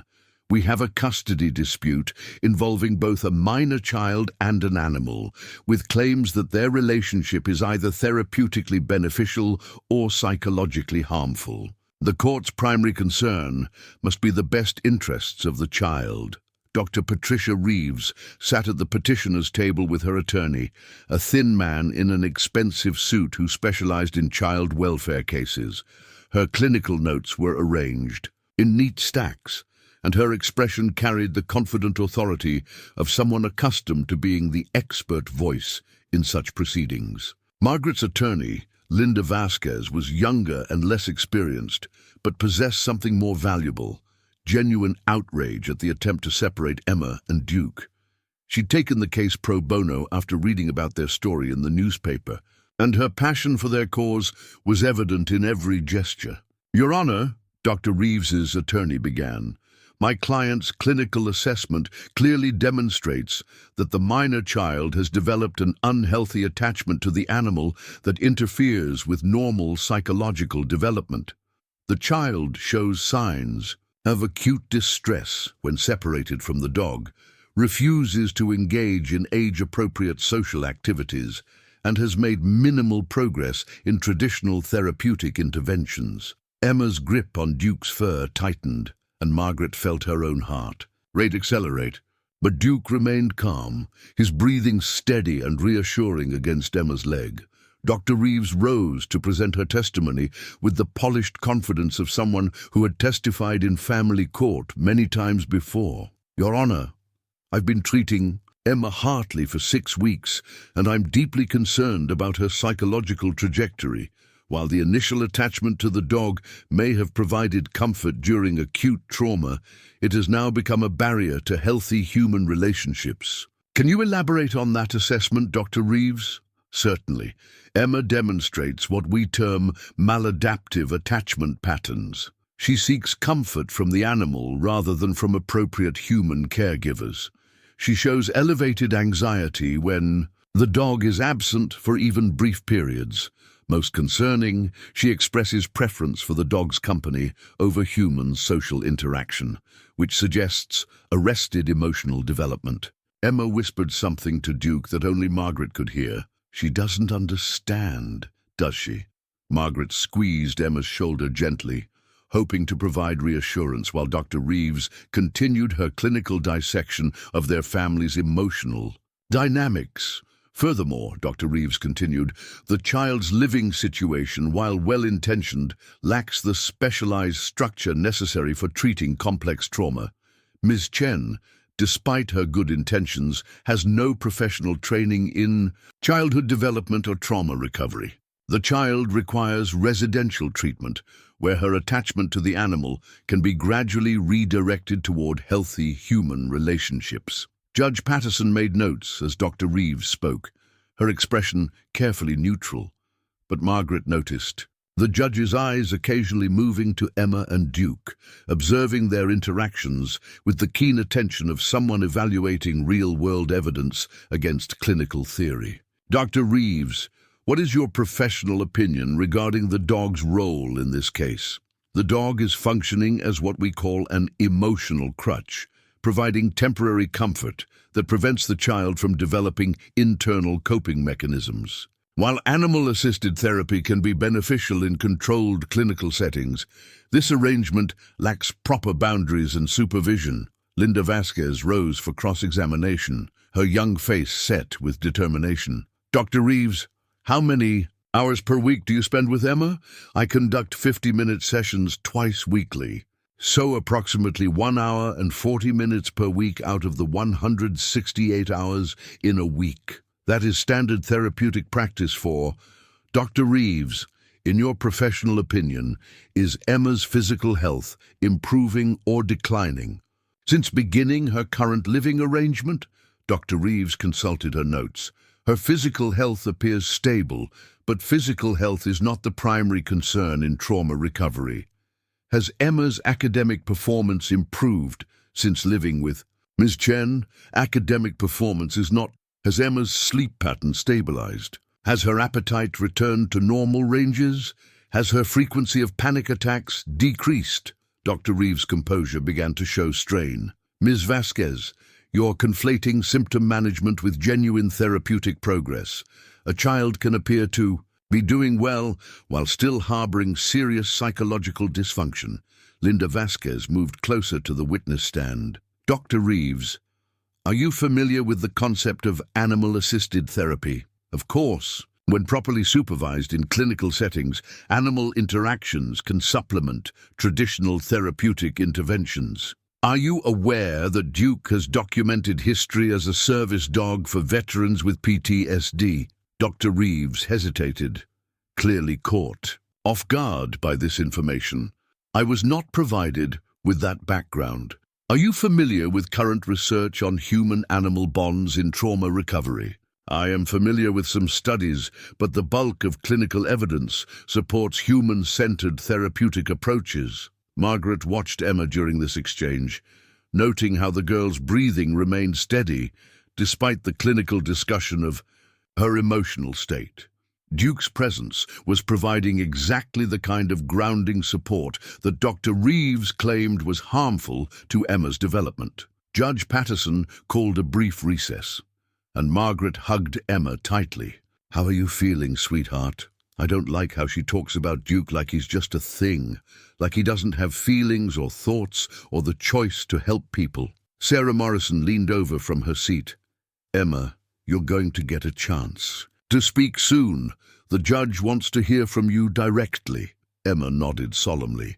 I've been practicing what I want to say. I want the judge to understand what Duke really does, not what Dr. Reeves thinks he does. When the hearing resumed, Judge Patterson's attention turned to Emma with the gentleness appropriate for addressing a child in formal proceedings. Emma, I understand you'd like to tell me about your relationship with Duke. Can you help me understand what he means to you? Emma stood with the careful dignity of someone much older than her 8 years. Duke immediately moved to stand beside her, not in a position that would interfere with the proceedings, but close enough to provide his steady presence. Your Honor, Emma began in a clear, quiet voice. Duke doesn't make me weak like Dr. Reeves says. He makes me brave enough to try things that scare me. Before Duke, I was afraid to sleep because of nightmares. Now I can sleep because Duke shows me how to breathe slowly when I'm scared. Before Duke, I was afraid to trust grown-ups because they hurt me. But Duke chose to save me when he didn't have to, so now I know some people choose to help instead of hurt. Judge Patterson leaned forward slightly, her full attention focused on Emma's testimony. Can you tell me more about how Duke helps you feel safe? When I have bad dreams, Duke puts his head on my chest, and his breathing helps my breathing slow down.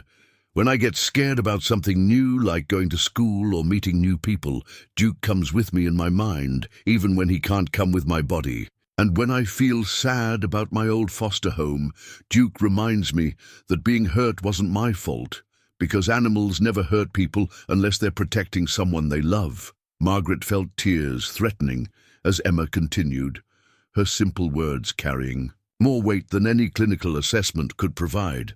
Emma's testimony continued with the remarkable composure of a child who had found her voice through experiencing genuine safety. Duke remained beside her, his presence providing visible grounding, without interfering with her ability to speak for herself. Dr. Reeves says, "I don't make friends with other kids because I only want to be with Duke," Emma said, addressing Judge Patterson directly.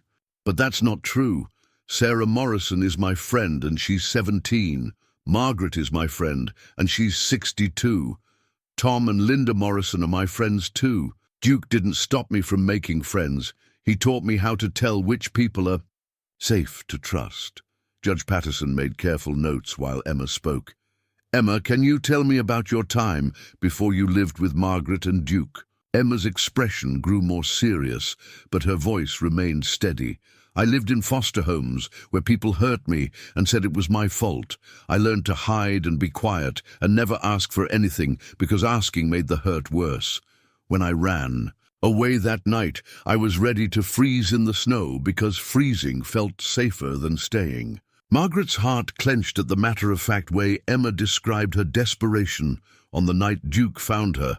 "But Duke found me and chose to save me even though he was cold and hungry and nobody was taking care of him either. That's when I learned that love isn't about getting something back. It's about choosing to help someone even when it's hard for you." Dr. Reeves's attorney whispered something to his client, but Judge Patterson gestured for Emma to continue. "Dr. Reeves thinks Duke makes me weak because I need him when I'm scared. But needing help isn't the same as being weak. Duke needed help, too, when he was lost and hungry, and the Morrison family helped him. Margaret needed help, too, when she found us in the park, and Duke and I helped her learn how to be a mom. Families help each other, that's what makes them families." Judge Patterson looked up from her notes.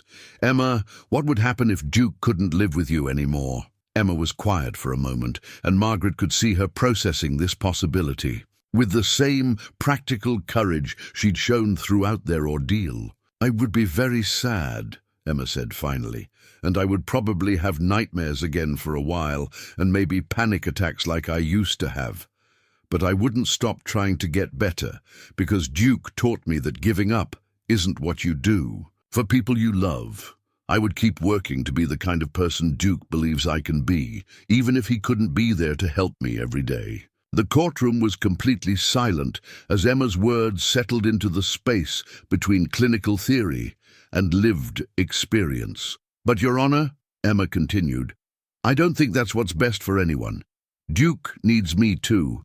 He was sad and sick when he was lost, but he got healthy again when he found a job helping me. The Morrison family wants Duke to be happy, and he's happy when he's taking care of someone who needs him. Margaret needs us both because we're her family now, and families don't work when pieces are missing." Linda Vasquez approached the witness area. "Emma, has Dr. Reeves asked you about your feelings regarding Duke? She asks if I think I need Duke too much, but she asks it like there's a right answer and a wrong answer, not like she really wants to know what I think. What do you think about needing Duke?" Emma considered this question with the same seriousness she'd brought to every aspect of her testimony. "I think needing people is how you know you love them. Margaret needs her morning runs and her coffee and her quiet time, but that doesn't make her weak. Sarah Morrison needs her veterinary books and her family and Duke's hugs, but that doesn't make her sick. Duke needs good food and warm places to sleep and people to take care of, but that doesn't make him broken." Judge Patterson leaned forward. "Emma, do you understand what Dr. Reeves is concerned about? She's worried that if I love Duke too much, I won't learn to love people. But she has it backwards. Duke taught me how to love people. He showed me that love means staying even when it's hard, helping even when you're tired, and choosing someone's safety over your own comfort. Now I know how to love Margaret and Sarah and Tom and Linda the same way Duke loves me." The courtroom remained quiet as Emma concluded her testimony. Judge Patterson thanked her gently, and Emma returned to her seat between Margaret and Sarah, Duke immediately resuming his position pressed against her legs. Linda Vasquez called Tom Morrison as their next witness. The man who approached the stand looked older than his years, worn down by months of searching for Duke and now fighting to preserve the family that had formed around his dog's rescue mission. Mr. Morrison, can you tell the court about Duke's background before he came to live with your family? Tom's voice was steady but emotional as he explained Duke's history as William Morrison's service dog, his training in trauma response and therapeutic support, his period of mourning after William's death. When Duke escaped from the animal shelter, I thought we'd lost him forever, but when I saw him with Emma that first day in the hospital, I realized he hadn't been lost. He'd been looking for his next mission. Duke was trained to help people with trauma, and that's exactly what he did when he found Emma. Dr. Reeves's attorney cross-examined Tom with questions designed to establish that Duke was legally property of the Morrison family, not a therapeutic necessity for Emma. But Tom's responses consistently emphasized Duke's autonomous choice to remain with Emma. Duke could come home with us any time he wanted, Tom testified. Our door is always open to him, but he chooses to stay with Emma because he knows she still needs him. And frankly, seeing him with purpose again, seeing him healthy and engaged, and doing the work he was trained to do, that's what we want for him. Sarah Morrison testified next, her 17-year-old voice carrying surprising authority as she described Duke's behavioral changes since beginning his work with Emma. Duke was depressed after Grandpa William died. He ate less, played less, seemed like he'd lost his sense of purpose. But with Emma, he's like his old self again, alert, engaged, confident. He's not just Emma's therapy dog. Emma is Duke's therapy human. The insight was so simple and profound that Margaret saw Judge Patterson pause in her note-taking to consider its implications. Dr. Sarah Kellerman testified via video link from the hospital, explaining the medical evidence of Emma's improvement since living with Margaret and Duke. Her clinical assessment directly contradicted Dr. Reeves's conclusions about Emma's emotional development. Emma's progress has been remarkable and sustained. Her attachment to Duke isn't pathological dependence. It's secure attachment, possibly the first healthy attachment relationship she's ever experienced. Breaking this bond would likely cause significant psychological regression. As the testimonies concluded, Margaret realized they had presented the court with two completely different interpretations of the same situation. Dr. Reeves saw pathology where everyone else saw healing, dependence where others saw healthy attachment, stagnation where others saw steady progress. Judge Patterson called a final recess before rendering her decision. Margaret, Emma, and Duke waited in the hallway with the Morrison family, their nervous energy balanced by Duke's calm presence and Emma's remarkable composure. "Whatever happens," Emma said quietly, "I want everyone to know that Duke saved my life and Margaret gave me a family, and the Morrisons taught me that love means sharing instead of keeping. Even if the judge doesn't understand, we know what's true." Margaret hugged Emma tightly, marveling at the wisdom and resilience this 8-year-old had developed through her ordeal.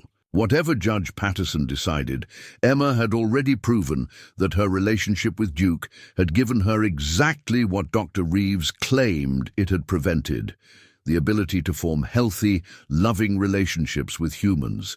The bailiff called them back into the courtroom for Judge Patterson's decision. Margaret took Emma's hand as they walked back to their seats, Duke padding beside them with the dignity of a dog who had served faithfully regardless of recognition or reward. The judge's decision would determine whether their unconventional family could continue to exist, but Emma's testimony had already proven that some bonds transcend legal definitions and clinical assessments. Judge Patterson returned to the courtroom carrying a signed custody agreement that would reshape Emma's future and formally recognize the family that had formed around her rescue. The document represented hours of careful legal crafting to accommodate a situation that had no precedent in family law. This case has required the court to consider questions that extend far beyond traditional custody arrangements. Judge Patterson began, her voice carrying the weight of a decision that had challenged her own assumptions about healing and family structures. After careful consideration of all testimony and evidence, I find that Emma's relationship with Duke represents healthy attachment rather than pathological dependence. Margaret felt Emma's hand tighten in hers, while Duke remained characteristically calm beside their chairs. Dr. Reeves's concerns about Emma's emotional development are noted by the court, but they are contradicted by substantial evidence of improvement in Emma's physical health, academic performance, sleep patterns, social engagement, and overall psychological stability. The court finds that Emma's bond with Duke has enhanced rather than impaired her ability to form human relationships. Judge Patterson looked directly at Emma. "Young lady, your testimony demonstrated remarkable emotional intelligence and self-awareness. You spoke about love, loyalty, family, and healing with wisdom that many adults never achieve. This court is impressed by your courage and clarity." Emma's face brightened with the shy smile she reserved for moments of genuine pride in her accomplishments. Therefore, this court grants permanent custody of Emma Hartley to Margaret Chen, with the understanding that Duke Morrison's therapeutic presence will remain an integral part of Emma's living arrangement. The Morrison family retains legal ownership of Duke, but agrees to continued shared custody that prioritizes Emma's therapeutic needs and Duke's autonomous choices regarding his caregiving role. The courtroom erupted in quiet celebration. Margaret's tears of relief, Sarah Morrison's whispered yes, Tom Morrison's gentle applause. Even Dr. Reeves's attorney seemed relieved that the decision provided clear guidance for such an unusual situation. But Judge Patterson wasn't finished. Furthermore, this case has revealed significant problems within our foster care system that allowed Emma's abuse to continue undetected and unchallenged. This court is ordering a comprehensive review of all placements currently supervised by the same caseworkers who failed to protect Emma.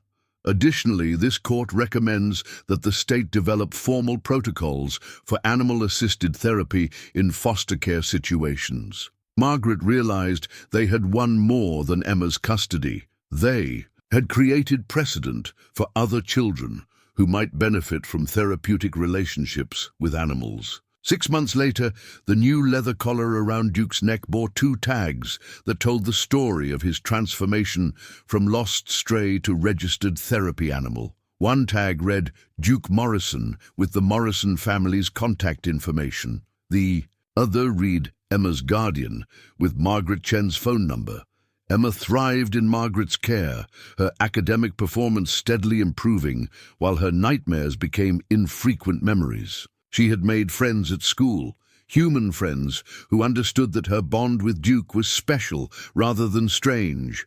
Her artwork, once dominated by dark themes and fearful imagery, now featured bright colors and hopeful subjects. The Morrison family had become Emma's honorary grandparents. Their Sunday dinners, a weekly tradition that included Duke's favorite treats and Sarah's updates on her progress toward veterinary school. Tom Morrison had started a non-profit organization that trained rescue dogs as therapy animals for children in foster care, with Duke serving as the program's flagship success story.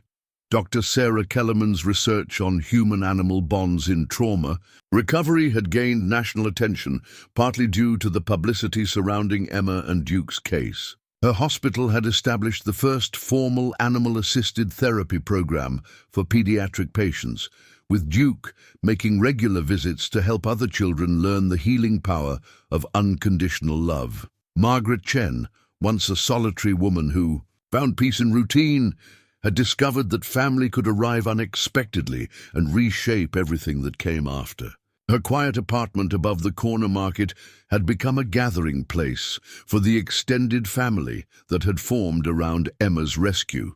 The Morrisons, visiting nurses, Emma's teachers, neighbors who had followed their story and wanted to help. But it was the evening walks through Riverside Park that held the deepest meaning for all of them. Emma and Duke would trace the path from the playground to the bench where Duke had found her, now marked with a small memorial plaque that read, "In recognition of the loyalty that saves lives and the love that builds families. Emma had insisted on the wording herself, understanding that their story was part of something larger, a testament to the healing power of choosing to stay when leaving would be easier, of offering help when no reward was guaranteed, of building family from the raw materials of need and choice rather than biology or law. During one of these evening walks, Emma paused at the memorial bench and looked up at Margaret with the serious expression she wore when processing important thoughts.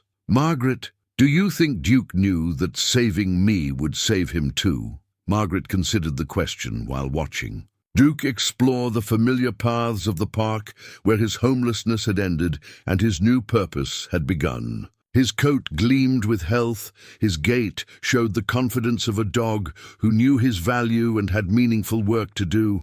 "I think Duke knew that love multiplies when you give it away," Margaret replied. "He saved you because it was the right thing to do, but in doing that, he found his family again. Sometimes the best rescues are mutual." Emma nodded solemnly, then brightened with the irrepressible optimism that had emerged as her dominant trait. "Sarah says Duke might help train other dogs to help other kids like me. Do you think he'd like that?" Margaret looked at Duke, who had positioned himself between Emma and the memorial bench, alert to their conversation and ready to provide comfort or protection as needed. His intelligent eyes held the same steady devotion that had kept Emma alive through her darkest night and continued to guide her healing every day since. "I think Duke would be honored to share what he's learned about love and loyalty, and I think you'd be an excellent teacher for the children who need to learn what Duke taught you." As they walked home through the familiar streets of their neighborhood, Margaret marveled at how completely their lives had changed since that snowy morning when routine had shattered against unexpected need. Emma skipped beside her, chattering about her plans to help Sarah with the therapy dog training program, while Duke padded alongside with the dignified contentment of a dog who had found his calling. The corner market glowed with warm light as they approached, Mrs. Kim waving from her window across the street, neighbors calling out evening greetings to the family, whose story had reminded their entire community about the power of small acts of courage and large acts of love. Inside their home, Emma would do her homework at the kitchen table, while Duke maintained his supervisory position nearby. Margaret would prepare dinner while listening to Emma's stories about school and friends and plans for the future. Sarah Morrison might stop by to review veterinary school applications or to share updates about the therapy dog program's expansion to other cities. It was an ordinary evening routine that had become extraordinary through the simple fact of its existence, a family that had formed around rescue and been sustained by the daily choice to remain committed to each other's well-being. Later, that night, after Emma had fallen asleep with Duke stretched across the foot of her bed like a living security blanket, Margaret would sit in her kitchen and remember the woman she had been before Emma and Duke had entered her life. That woman had been content with solitude, satisfied with routine, protective of her emotional boundaries. But contentment, Margaret had learned, was not the same as joy. Routine was not the same as purpose, and protective boundaries, while sometimes necessary, could also prevent the kind of love that transformed lives and created families from the raw materials of need, choice, and daily commitment to each other's happiness. The worn leather collar that had once symbolized Duke's abandonment now hung in Margaret's kitchen like a reminder of journeys completed and new beginnings embraced. The brass nameplate had been polished until it gleamed, but Margaret kept it as a memorial to the dog Duke had been before he became Emma's guardian, lost, hungry, but never abandoning his capacity for love. Emma had suggested they frame it alongside the newspaper clipping from their first day together, creating a small shrine to the night that had changed everything. But Margaret preferred it hanging by the door, a daily reminder that some of life's most important transformations begin with the simple decision to help when help is needed. On quiet Sunday mornings, when Emma slept late and Duke dozed in his favorite patch of sunlight, Margaret would sit with her coffee and marvel at the predictable unpredictability of their life together. Emma might wake with plans to teach Duke new tricks, or to write letters to children in other cities who had been paired with therapy dogs through Tom Morrison's program, or to practice the speech she would give at the annual fundraiser for animal-assisted therapy research. Duke might spend the morning patrolling the apartment with the satisfied air of a dog whose territory included everything he considered worth protecting, or lying contentedly while Emma read to him from her favorite books, or accompanying Margaret on errands through a neighborhood that had watched their family form and taken pride in their success. These ordinary moments, Margaret understood, were what happiness actually looked like.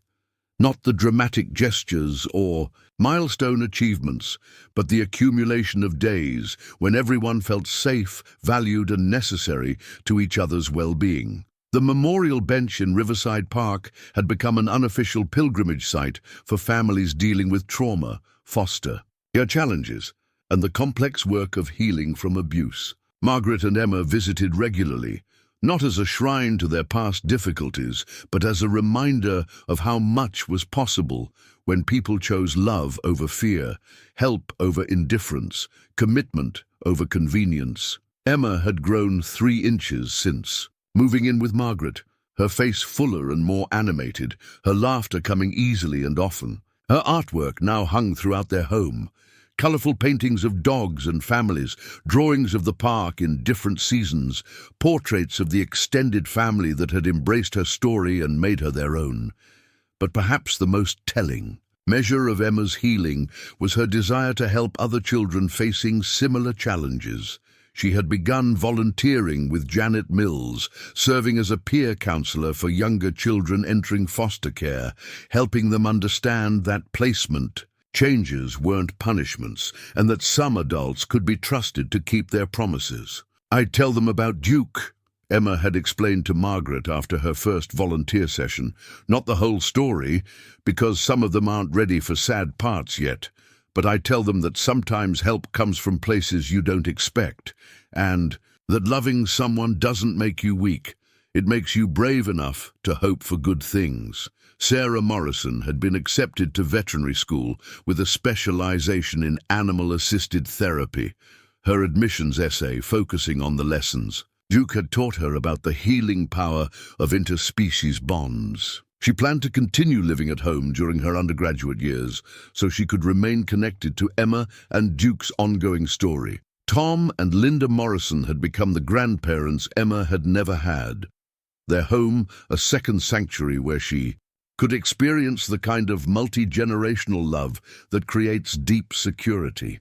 Linda had taught Emma to bake cookies, while Tom had shown her how to understand Duke's subtle communications and anticipate his needs. The therapy dog program Tom had established had grown beyond anyone's expectations, with Duke serving as both mascot and senior trainer for rescue dogs, learning to provide emotional support to children in crisis. His natural instincts, combined with his history of successful therapeutic work, made him an ideal mentor for younger dogs entering the program.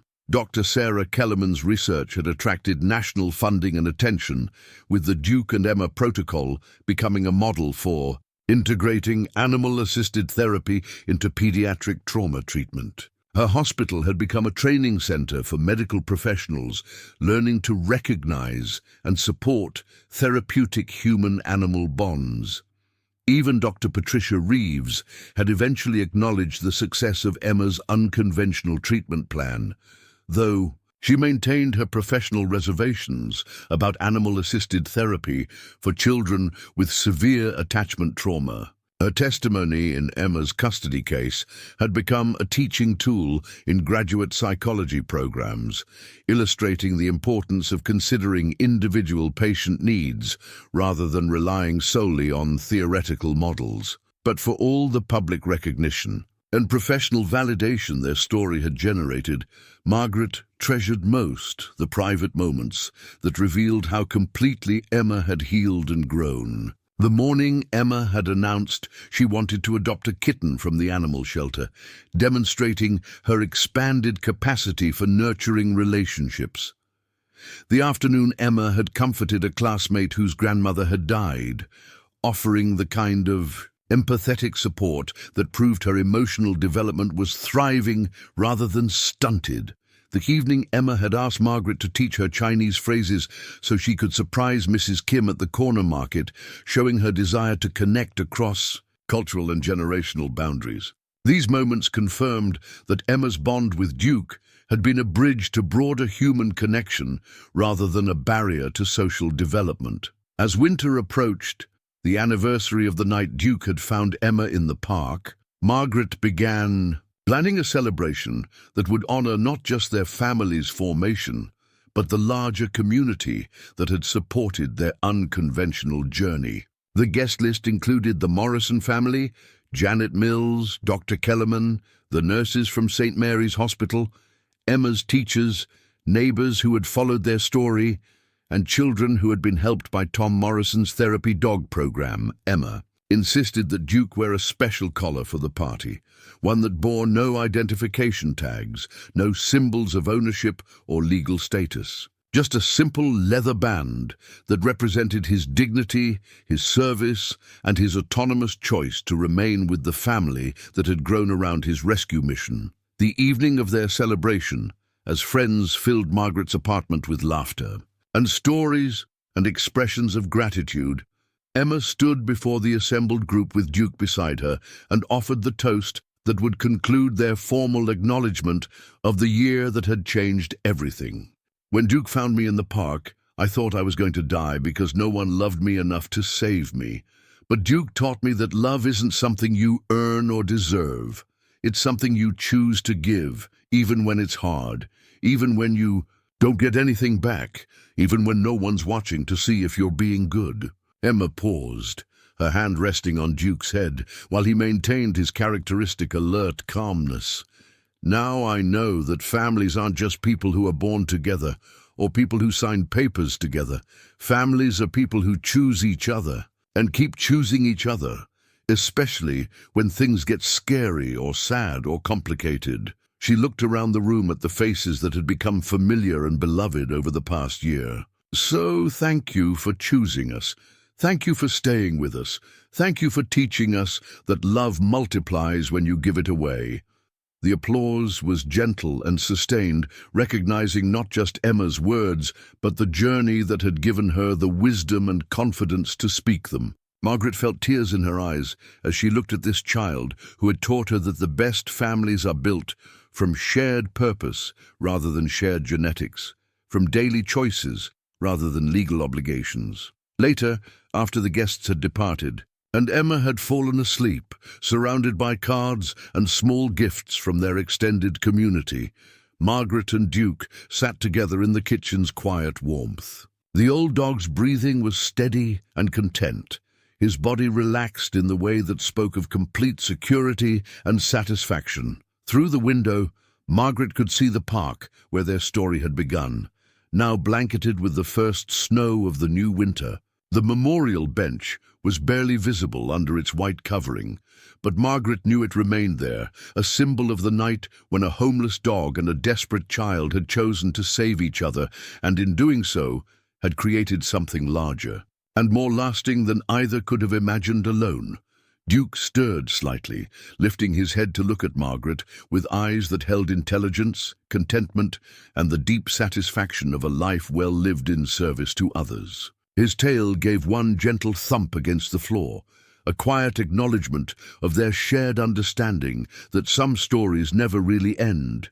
They just transform into the foundation for whatever comes next. Outside, the snow continued to fall, covering their neighborhood with the same clean whiteness that had blanketed the park on the night everything changed. But inside their warm home, 3 members of an impossible family slept peacefully, surrounded by the security that comes from being chosen cherished and committed to each other's happiness for all the ordinary and extraordinary days ahead.